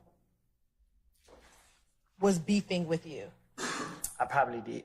I don't remember. Which one I supposed to say it? Okay.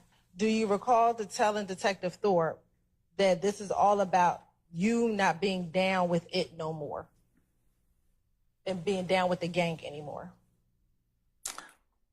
Yes.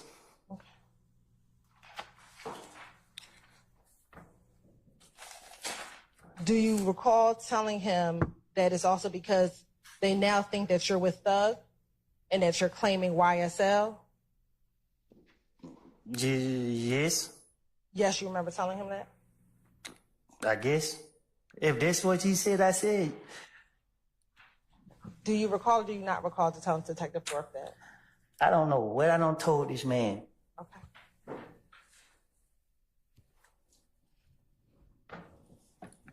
So, sitting here now, was the beef because you were no longer down with them and you were down with YSL? Yes, I guess. Is it yes or you guess? If that's what he said, I'm asking you right now today. I don't know.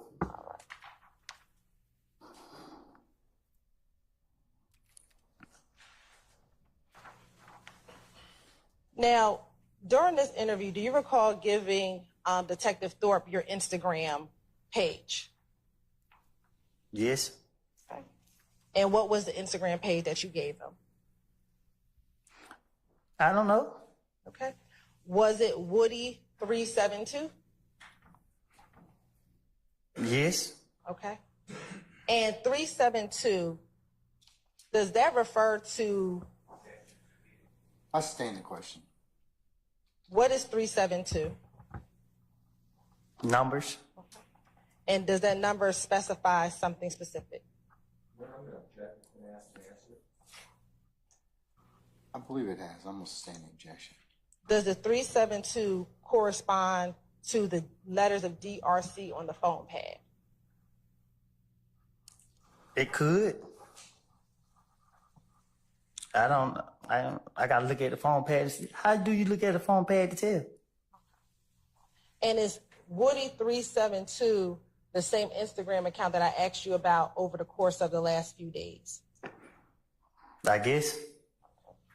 So was that your Instagram account back in 2015? My Instagram account is Woody vs. Woody. I asked back in From 2000. back then, I think my Instagram account is the same account as it is today. Woody vs. Woody. I'm not 100% sure. I done did so much. Fresh tasting margs are best with fresh pressed agave or Nithos, a fresh take. About like, I've been through too much to be trying to remember certain stuff or these questions you asking me. Like you discombobulated me up here. Like, you want me to lie? You want me to tell the truth? I can't tell you the truth. If you sitting here, I don't know. I don't know how to answer these questions. You know what I mean? Like, I don't know what y'all got going on. Like, for real. Like, you asked me about 2015, what somebody said to the investigators. You know how many investigators tried to question me about this? Yes, and we're going to talk about a few of them. So do you recall your Instagram being Woody372? I don't recall. Okay. Bless you.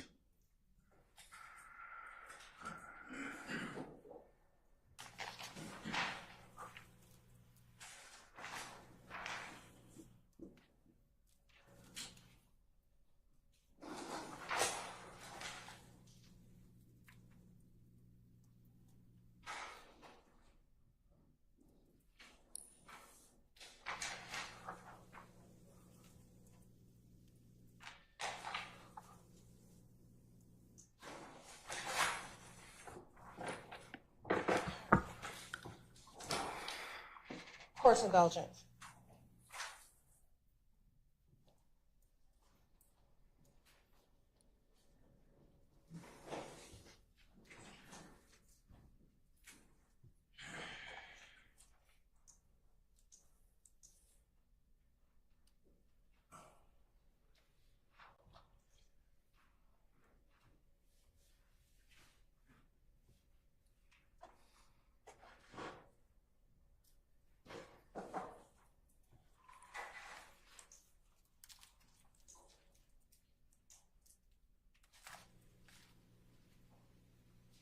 Now, Mr. Copeland,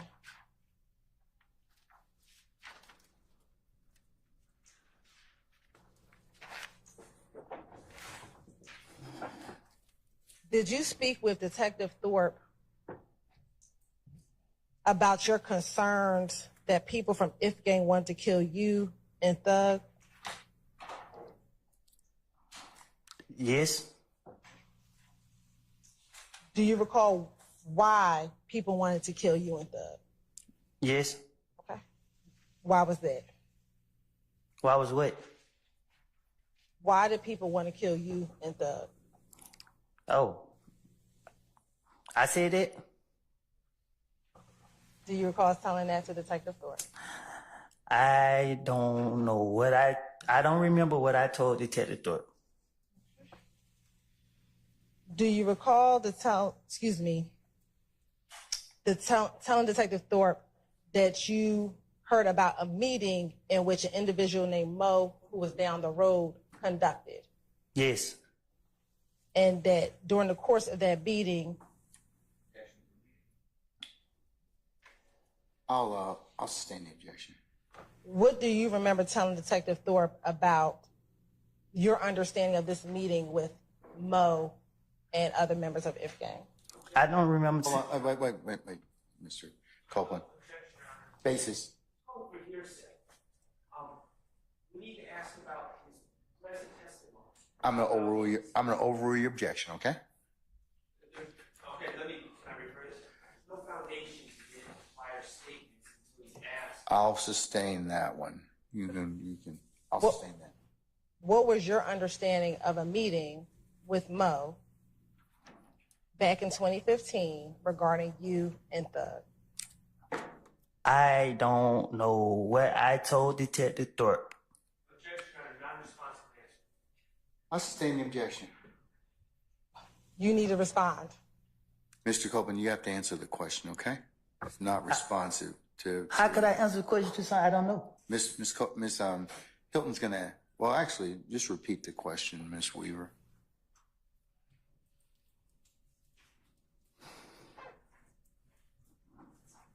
What was your understanding of the meeting with Mo back in 2015 regarding you and Thug? I don't know nothing about no meeting. I don't know nothing about no meeting. Okay. Do you recall telling Detective Thorpe about this meeting with Mo and that he was supposed to kill you and the young Thug? I don't remember what I told Detective Thorpe. I'm saying yes to your question because you saying something I said to Detective Thorpe. So I'm saying yes to everything you saying, but I don't know nothing about where I supposed to told Detective Thorpe. So you trying to, I don't know what y'all trying to do. Like, do you remember telling Detective Thorpe that you called other people to confirm whether or not this meeting occurred? I don't know what I told Detective Thorpe. I don't remember what I told Detective Thorpe. I told you, I thought that once he questioned me, once I came down there, he said, well, it was, you came, you free to go. I don't remember sitting down talking to him. So you don't remember the interview at all? Or what you said during the interview? Your Honor, Yeah. specificity about what I didn't, did you say that? I- I'd ask for specificity about what interview. So what's your objection, sir? They, I sustain the objection. We can move on, Your Honor. All right, madam. Did you have any issues with Nut? With who? With Nut.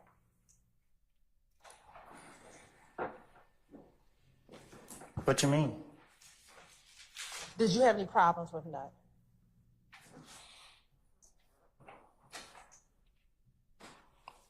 I wouldn't hope not. Do you recall, you say you hope not. Do you recall sitting here today if you had any issues with Nut? I don't know. Do you remember telling Detective Thorpe that you did not have any issues with Nut? And matter of fact, that you and Nut would see each other and dap each other up? Yes.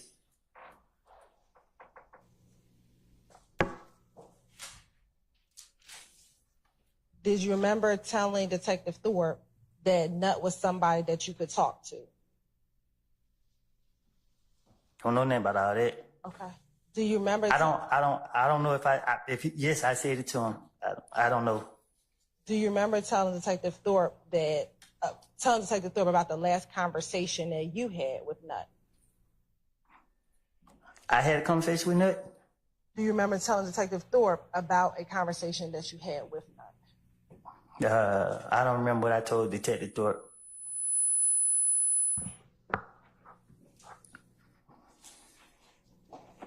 Do you remember telling Detective Thorpe that when you saw Nut, he just told you to chill out and you told him. Hold on, Mr. Steele's objection. Hearsay? I sustain it. Oh, are you repeating what? Where's that coming from, madam? Your Honor, it's going to be effective on the listener. It's going to be what his response was.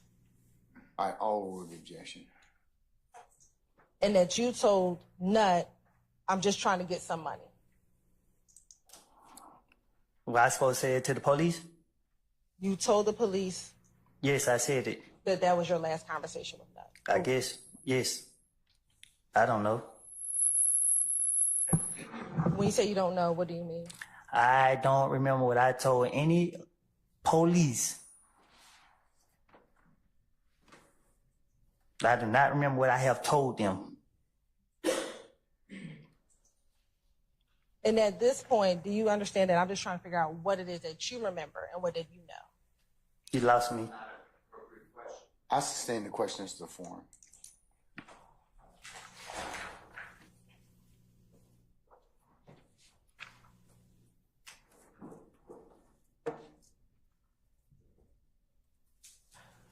Do you recall being concerned that it was a whole gang after you? You talking to me? Yes, sir. You said it again? Do you recall in 2015 being concerned that there was a whole gang after you? You said, did I tell it to the police, or you asked me, was I? I'm asking you, were you concerned that there was a whole gang? Not even a little bit. Okay. Do you remember telling Detective Thorpe, and now these niggas show up at my girl's mama's house, and it's the whole gang. It's the whole clique. You know what I'm saying? They deep. You know what I'm saying? That's the only thing that put fear in my heart. Now I have to watch everywhere I go. I have to watch out. It ain't nothing I can do about it. I didn't have nothing to do with this. I didn't kill him. I ain't never killed. I ain't never tried to fight him. I ain't never tried to rob him. I have never done nothing to Nut. Do you recall telling the police that? I guess. I don't remember. Okay.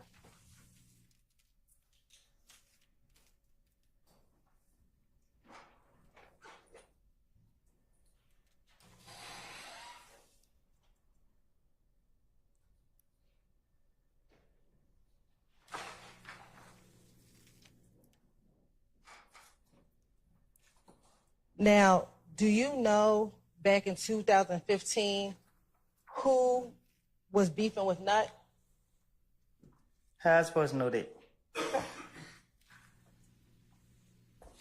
Do you recall being asked about that in the January 11th, 2015 interview? I don't remember no. I don't know what. I don't know. So you're saying you don't remember?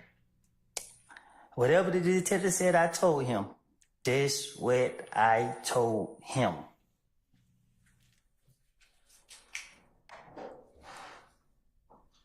I want to go back to the gambling house for a moment.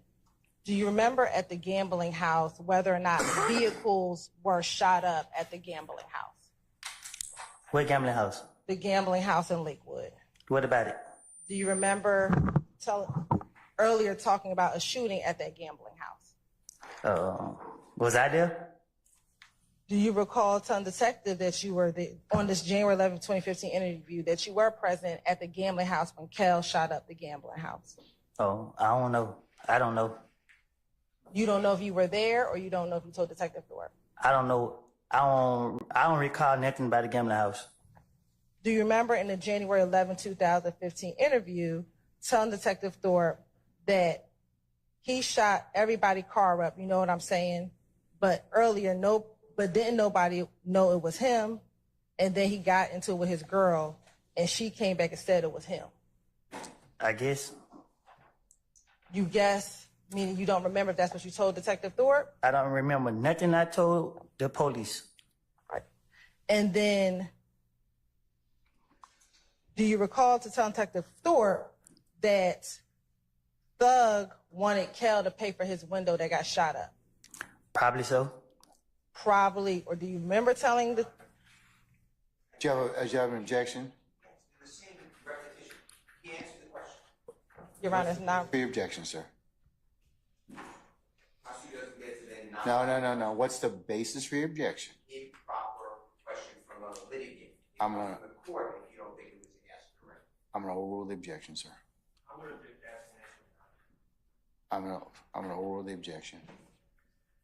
Do you remember if Thug wanted Kel to pay for his window? Is this what I told the police?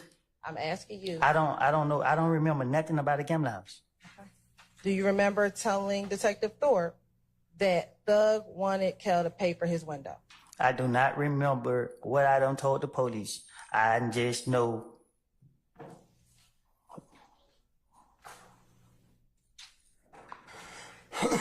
And do you recall telling Detective Thorpe that Thug said you were going to pay for the window? I guess.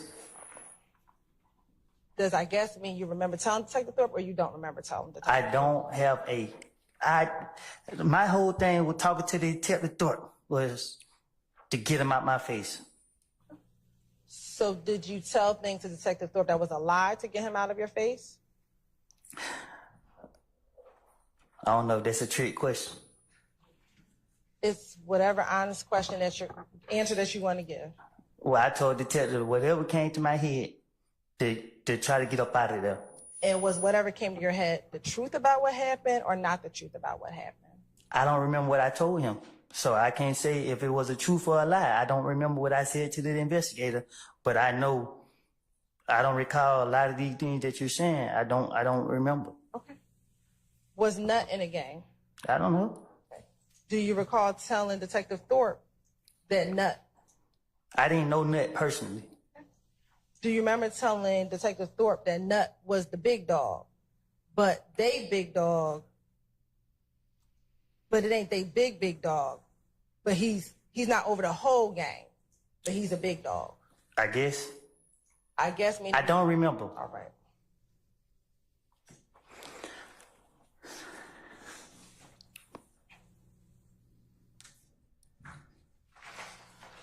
Did you and Nut ever talk about Kel and your issues with Kel? I don't think me and Nut would have been talking. Okay. Do you recall telling Detective Thorpe that you and Nut have talked about Kel? I don't know. I don't remember. I don't know what. No, I guess I don't. So do you remember? If Thorpe said I said it, I said it. Do you remember telling Detective Thorpe that? No, I don't remember. I told you that when Detective Thorpe called me down there and tried to question me, I felt like I walked in and walked right back out. I don't remember sitting down talking to him.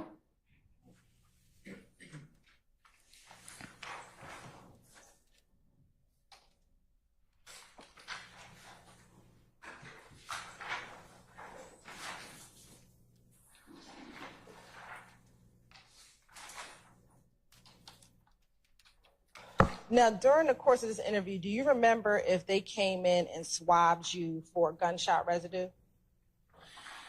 I don't think so. I just remember. I remember he was laughing like, "Dang man, the guy ain't even dead long, and everybody already saying you did it." I'm like, I don't know why, and I thought he let me go. I don't remember if they did. I don't remember anything further than I showed him my face and he let me go. So I don't know what.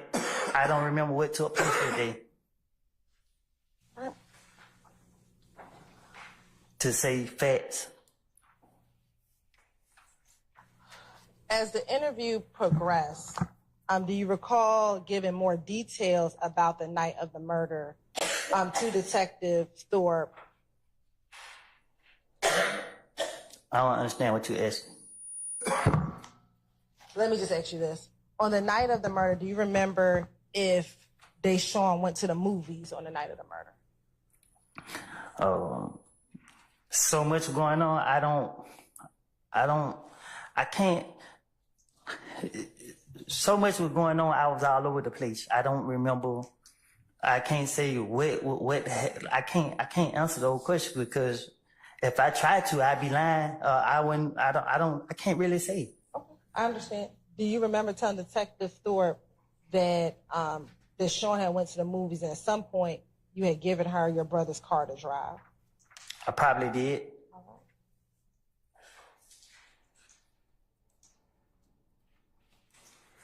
Now, earlier I asked you about a Camaro following you inside of your apartment complex the night that Nut was killed. You said, do you remember that occurring? I don't remember. Do you remember telling Detective Thorpe that you turned into Carver Homes off of Pryor Road? I don't know.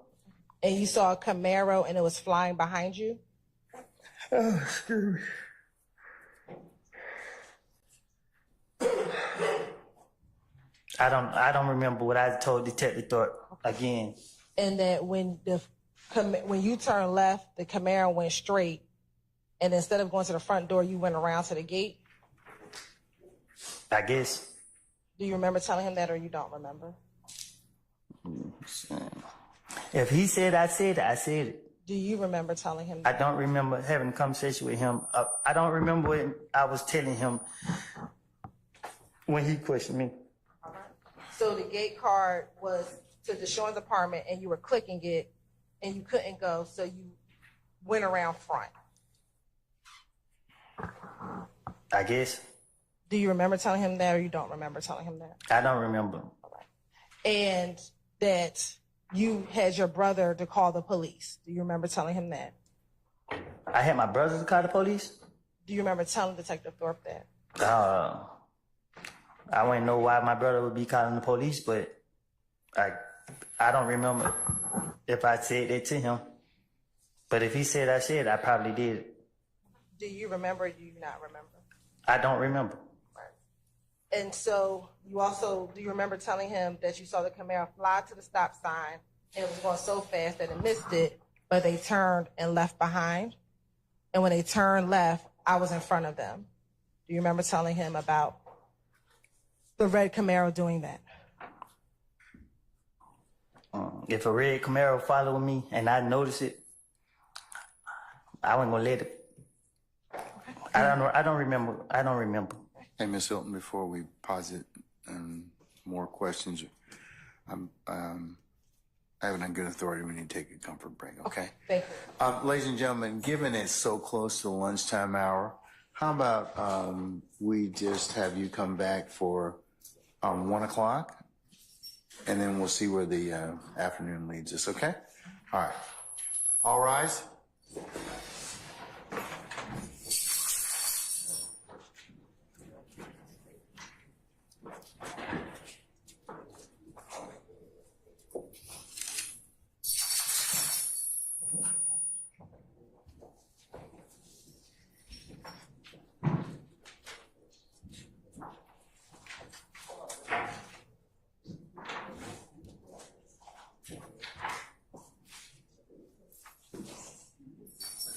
All right, ladies and gentlemen, please be seated. Our jury has left us. Before we go ahead and break for lunch, Mr. Short, you can make your motion, and Mr. Matthews, you can make your motion. And I take it that you are making this on the basis of the witness's testimony as to January the 11th of 2015 in regards to the mentioning of your clients. Is that correct? Yes, Your Honor. Okay. Just for the record, it's my objection and my basis for the mistrial is both constitutional Fifth Amendment right to remain silent, which You're talking about pre-arrest silence? well, I was going to get to that. There's the constitutional right to remain silent, but also the statutory Georgia Constitutional pre-arrest privilege? Okay. well, also the pre-arrest silence All right. statutory. And Your Honor, we believe that those questions brought attention to my client's my client exercising those rights, and it was an inappropriate question, and we moved for a mistrial based on the comment on my client's silence. All right. Ms. Hilton, do you wish to respond to that, and then I'll move on to Mr. Matthews? I could, you want to do it individually, Your Honor? Yeah. Yeah. As relates to Mr. Stillwell, at the time that I'm questioning Mr. Copeland. Mr. Copeland, at the time of January 11, 2015, at that time, Mr. Stillwell was not a suspect in this case, so would not be counted as his pre-arrest silence. Additionally, looking at Dinkins v. State. Repeat that last thing. Is it Dinkins, you said, v. State? Dinkins v. State, which is 295 Georgia App 289, which is a 2008 case. A prosecutor does not impermissibly comment on pre-arrest silence merely by showing that the accused demeanor and conduct during and after the crime, but before an agent of the state questions him and before he knows he's being investigated, were inconsistent with a defense such as coercion or justification. All right. Well, the jurors don't know when my client became a suspect or not. So, Right. I mean, the effect on the jurors, I don't really see how that's relevant. Okay, And cannot further, again, Your Honor, the state's position is we weren't commenting on any of the defendant's silence, but again, to show that Mr. Copeland's demeanor now in court before these individuals versus when he was by himself in a interview room solely with the detective, that his answers are much different. And so that is the state's purpose and reason for talking about who was present with him in the room when he was conducting his initial interviews in 2015. And Your Honor, just to respond to that argument, what undermines that argument is my client wasn't present yesterday when Mr. Copeland made it clear to the prosecutor. He was in the courtroom here, right? But no, he wasn't present yesterday in some side room somewhere where several investigators from the DA's office and multiple prosecutors were all in a room talking to Mr. Copeland while he was a sworn witness in this case. And he let the state know that what I said in prior statements were lies. And this is the truth. You were disclosed those particular I statements? was disclosed those Okay, I just want to make sure. Okay, last all right. night. Okay. But before he testified this morning, correct? Yeah, last night. Okay. All right. And so, but the argument that, oh, he's changing his story because he's in front of Mr. Stillwell. Not only is there no evidence that Mr. Stillwell has ever threatened Mr. Copeland or Mr. Copeland is in any way scared of Mr. Stillwell, or any of these other gentlemen, but also the fact that it was disclosed yesterday to the state with none of these gentlemen present undermines their argument that that's the reason for asking that question. All right, thank you, sir. All right, I'm still going to deny your motion for mistrial, and I'll note that you asked, as I said before, that you posited before the next question was asked. Okay. Thank you, Your Honor. All right, Mr. Here. Your Honor, as it relates to Mr. Marquavius Huey, our motion for mistrial is based upon the sworn testimony that has already come out from Mr. Copeland on yesterday. Mr. Copeland stated that he had met Mr. Huey in 2021. He had indicated that he had met him in 2015, didn't know him in 2015, or anything of that nature. So it's a bad question that was asked in terms of whether or not Quay was there back in 2015. So that's the first point. He did not know Mr. Huey in 2015. Secondly, Your Honor, that places it's a bad faith question. It places Mr. Huey's character in issue, and there's no basis. There's just no basis for that question to be asked.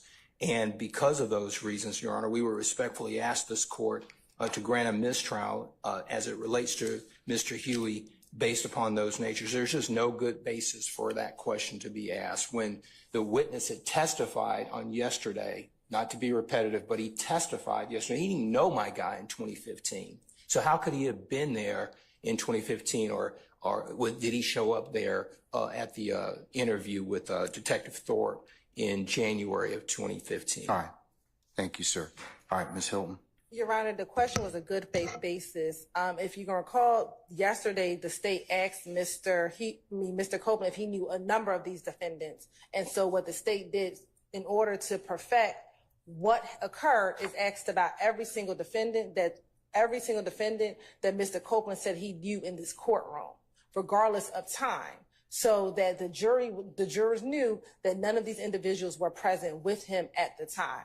Now, if Mr. Matthews wants to argue at closing argument that was the state shouldn't have asked that because Mr. Huey, he didn't know him, then that's a question for argument, but not a question for a mistrial, Your Honor.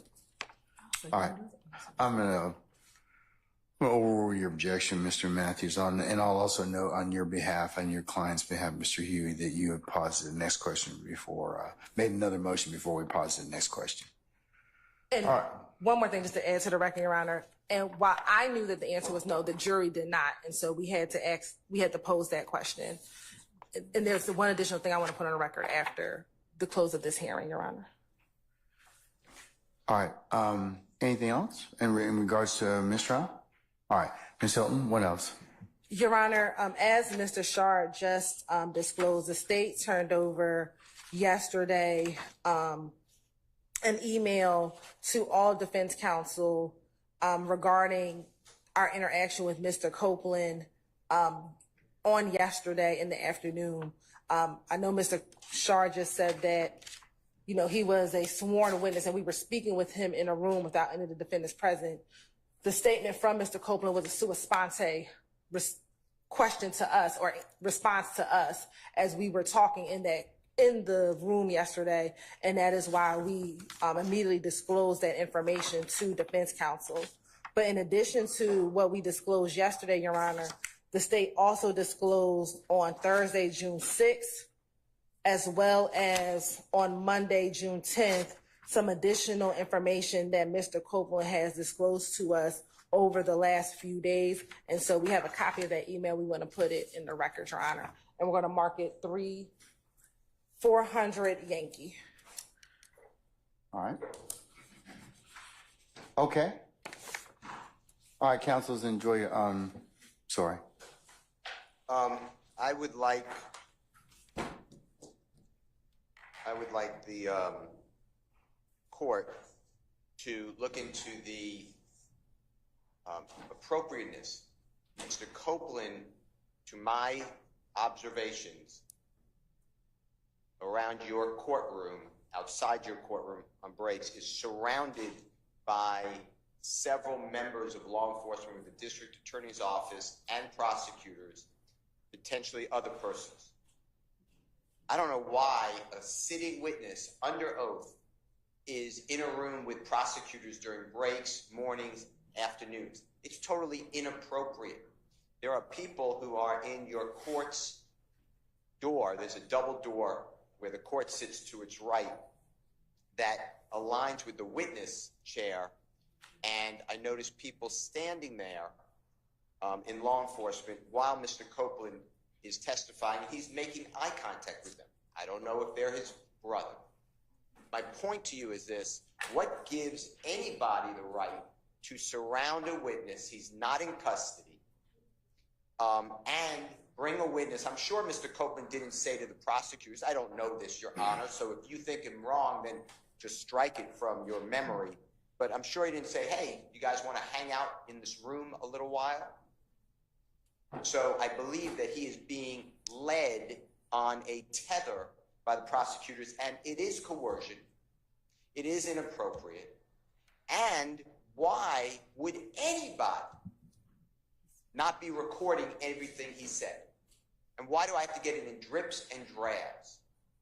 So I am objecting to the tactics of the Fulton County District Attorney's Office and whomever else they may have employed with a citizen, regardless of what the court may think of him or the prosecutors think. I don't have any thoughts. So please don't put that in.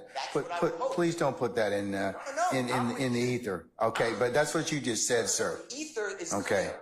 The court wouldn't do it. I wouldn't do it either. So why is it happening? He's a. See, I have no interest other than I'm a referee. Well, you're the referee who spoke with the witness without my presence. Mr. Steele, we're not gonna get into that right now. Well, okay? my point is, how is he being treated here? And why don't I have all this? And why is this going on? What an unfair trial for Mr. Williams. Think about it. If you were accused, Your Honor, and the judge met with this witness, with the prosecutor, and you sat next to me and Mr. Adams, you would say to us, what kind of case is this? Now he's being surrounded with all this law enforcement. My point is, Your Honor, we're going to object that this. I'm not going to be interrupted. Mr. Steele, hold on. No, but you're Mr. Steele? Mr. Steele? Yes, sir. What? Okay. I want to finish. I'm making a record for the court to understand. Well, Mr. Steele. I've never been interrupted in a court except for this one. You allow. Well, you know, but the challenge is in this point in time is that some of the things that you have said at certain points in time are not appropriate. It's not true. Okay. Well, that's the court's. The court is wrong. Well, you know, you have, everybody has an opinion, and it can certainly be reviewed at the appropriate time. But finish up so you can go ahead and make your record. I'm not interrupting anymore about a prosecutor or anyone. This is a record. This is important. Okay, but it's your allegation and assertion, sir. Okay, so, well, we don't know that. We don't know whether or not they're true. What's going on? Every time Mr. Copeland comes in the courtroom or out of court, he's escorted by a DA's office investigator. You see that? This court is observant. You're not just sitting there in a cloud. You see exactly what's going on. You hear the prosecutor tell you, we were in a room with Mr. Copeland and he said these things. Why? Okay. Why do I have to bring it up? You should be bringing it up. This is crazy. This is like communist Russia. Mr. Williams is having the worst trial. So I am moving again to stop intimidating the witness by the prosecution, leave people alone, and stop accusing. You've allowed the prosecutor Love to accuse me of misconduct. Oh, but you've also accused her of hold on. You have accused her of misconduct as well. And remember what I told you about your professional response. Remember what I told you about your. And she's going to take me down as opposed to you. So when I start talking, stop talking, please. Okay? I'll let you complete your record. Okay? I understand the one party talking. I got it. All right. Okay. All right. So I told you, several times before, I told you and your colleagues, remember your professional responsibility. And let's not make this an ad hominem issue. I don't believe that either one of you are trying to do anything that would subvert your ability to practice law. So, but. Love has intentionally lied to the court numerous cases. You do nothing. Hold on. Let him finish. See, this is Mr. Steele. This is exactly what I'm saying. You cannot. It is not a good idea to state that your brethren across the bar are lying. Okay, in any time or any way. I don't like doing it. Okay, but don't. So don't. But don't because you don't have any proof. If you have proof of it, then if you have proof, there's a mechanism in law and under the rules for you to submit that question to the Office of General Counsel and for the investigation to occur. But please stop, both of you. I've told both of you earlier, stop making these ad hominem attacks toward one another. Okay? Everyone gets attacked. You say nothing. Well, okay, but I've said something. You're going back to stuff that's happened in the past. So while I'm trying to deal with things that are current. So I've told you all most recently, as of about a week or so ago, to stop all this. Remember I told you the world's watching you? They are. So please don't from this point on, do not accuse each other of anything. If you want to go ahead and do it, there's a proper way to do it, but don't bring it up in front of me. Okay? I'm just making a point that this has been going on and it's abusive. That is my point. That's your assertion, sir, as a lawyer, okay? And maybe your frustration with everything. Like I told you, this trial's gone a long time. There's a lot of wear and tear, but everybody's got to rise above and be a professional advocate. That's what the system demands of you. I'm not worn or torn. I am here to tell the court that from a objective, casual observer could see what's going on here is inappropriate. Okay. At the end of the day, I understand your concern that you have now shared with the court. Okay. All right. State, do you want to respond? Your Honor, I just ask that the court strike the portions of Mr. Steele's, whatever that was, to the court regarding personal and ad hominem attacks on members of the state's team. Ms. Hilton will address the merits of the initial argument that Mr. Steele made. But as to personal attacks on members of the state's team, we'd ask that assertions that specific people have lied, that is disrespectful, that is unprofessional, and not one time has any such statement been made by any member of this team about anyone else. Oh, I think, Ms. Love, in the past, you've made some statements. I have never said me. anyone lied. You've made some statements about Mr. Steele and about. Well, just let me finish. I'm not done. All right, and about several others of your colleagues. I mean, and it may have been the heat of discussion and everything else. Like I said earlier, there's enough blame to go around for everybody. All right. So, but can we kind of stop that and draw things kind of forward? I've had 2 or 3 conversations with everyone about their obligations as professional advocates under the rules. Okay. And that while the court certainly agrees that ad hominem attacks they don't make anybody look any good. They really don't.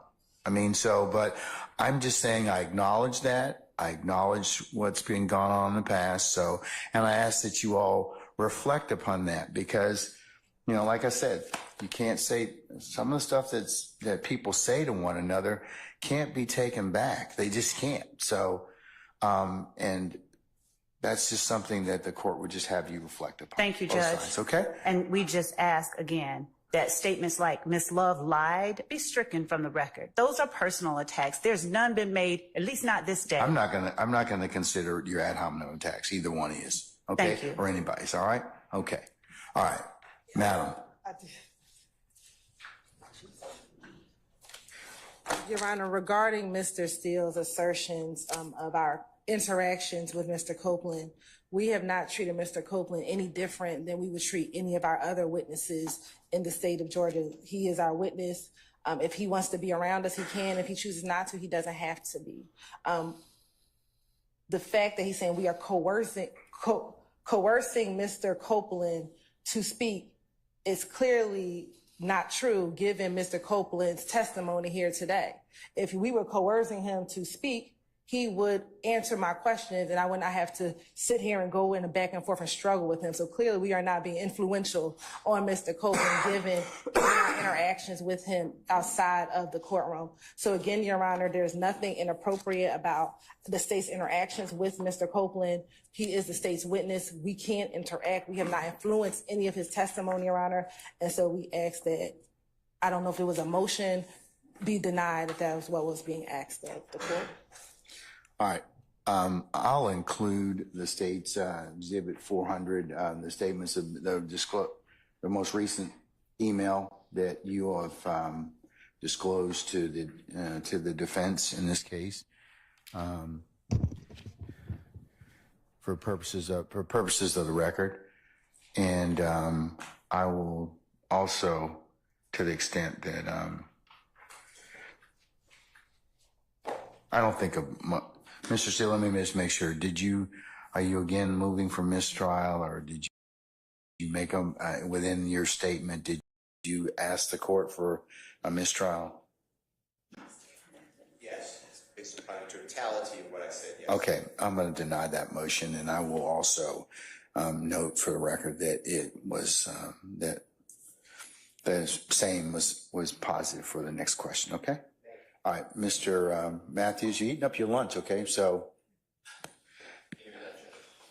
I just want to put on the record that based upon my vantage point in the courtroom, I have a unique place where I'm able to see the jury, I'm able to see the witness, and I'm also able to see the vestibule out here.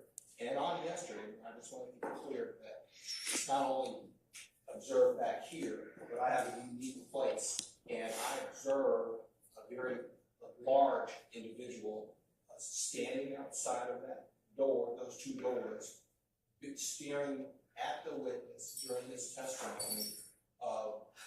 I noticed a large individual too. There's plenty of large individuals. There are law enforcement.